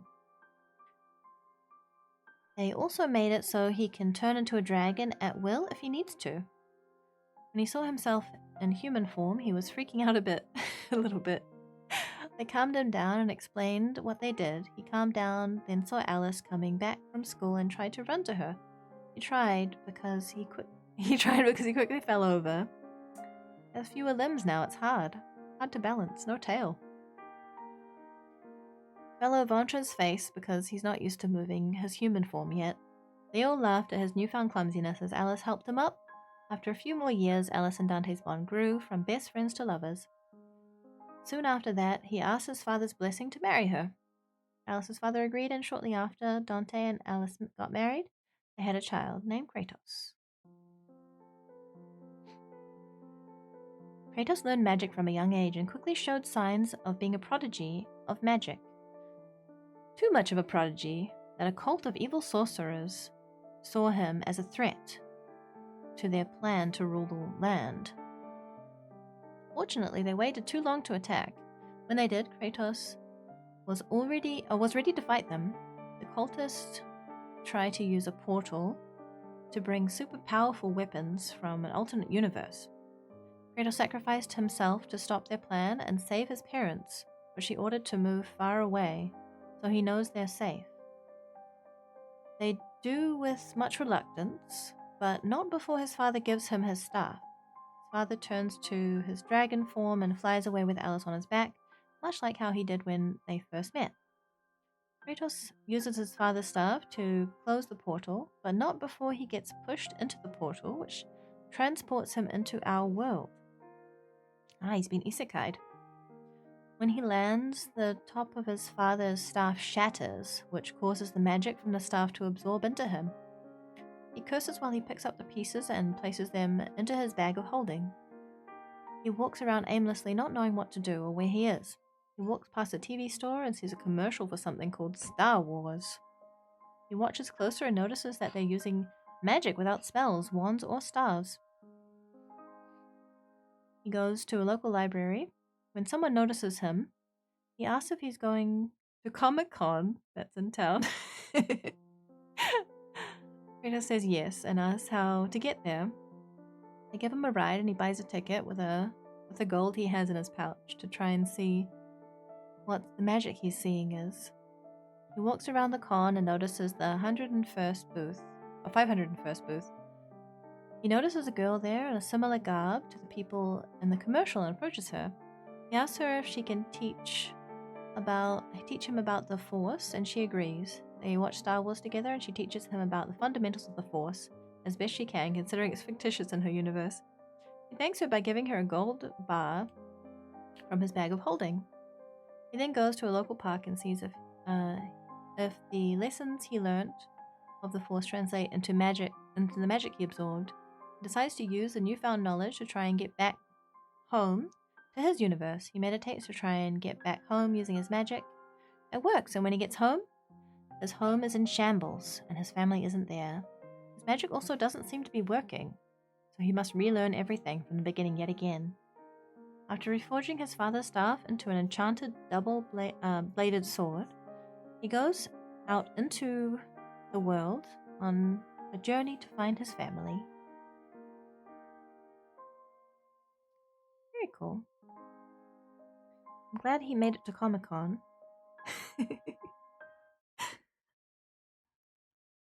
Well, that's all the OCs.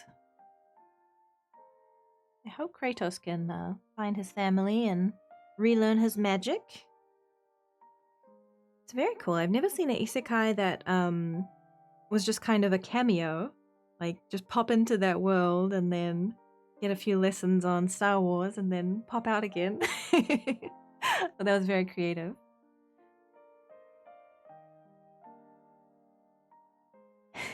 Thank you, Dot. I really enjoyed learning about everyone's OCs. Thank you everyone who shared, and thank you everyone who listened. Doesn't isekai mean that you die? Maybe. I guess it's just kind of a world travel, right? Isekai doesn't necessarily mean they die, no, yeah. But they just get transported to a different world. I mean, there's a joke about the isekai truck, that you get hit by a truck and then you get transported to another world, but that's not always the case, I don't think. It can be portals, it can be other things. Isekai just kind of means like transported to another world, I think, yeah. I agree, Luna. Thank you for sharing, Ollie, and thank you to Kaylin. I wouldn't mind if you send me Kaylin's art social media. Her style is very, very charming. I'd like to check it out. Can be death, falling in a mysterious portal, etc. Yeah. Yeah, no worries. We're anime nerds here. We can teach you. You've been struck by a truck.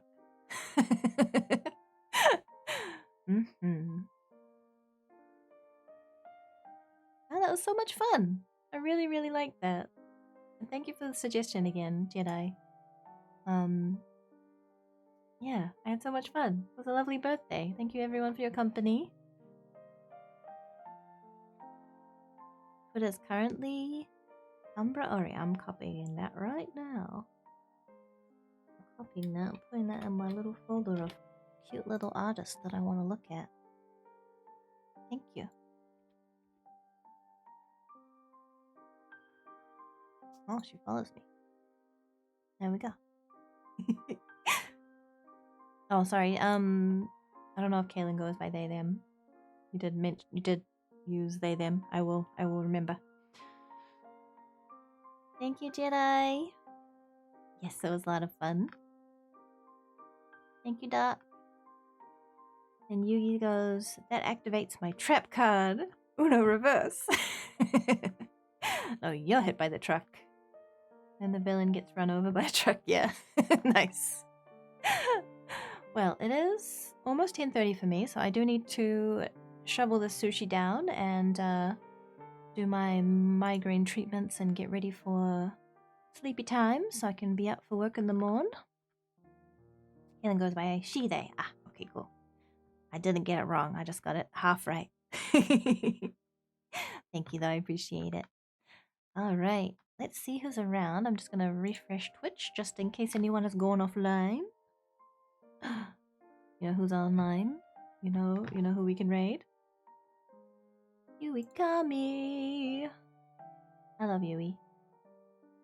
I'm going to try and do another stream with Yui soon. This month.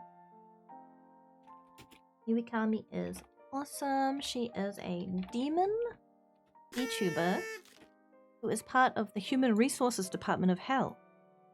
And she's an amazing artist and a fun person. And you should go and follow her as we go and raid her and give her all of the love because she is amazing and she deserves it. And yeah, that's the end of my spiel. If you missed it, we did do a buff this week about being boring. So if you feel like you're boring, maybe you'd benefit from watching that buff. It's a couple minutes long, it's not a big commitment. I also take suggestions for topics. So you can submit those on my Curious Cat. You can also ask me questions. You can tell me about a different OC that you have. Anything. I love hearing from people there. You don't have to make an account or anything. Just blabber away. Thank you, OP. Thank you. I had the best birthday. It was amazing. I'm really, really happy that I could learn about all your creative ideas and your characters, and I hope to do more sharing of my characters and more writing and things. I want to eventually have some formalized way to present that, maybe some kind of Patreon, and maybe some more intense writing, maybe some spicy stuff. We'll see. I really like writing and I really like characters, and a big part of character dynamics is that, so we'll see. But of course, things here will stay as they have been. Thank you, everyone. Please take care and bye for now.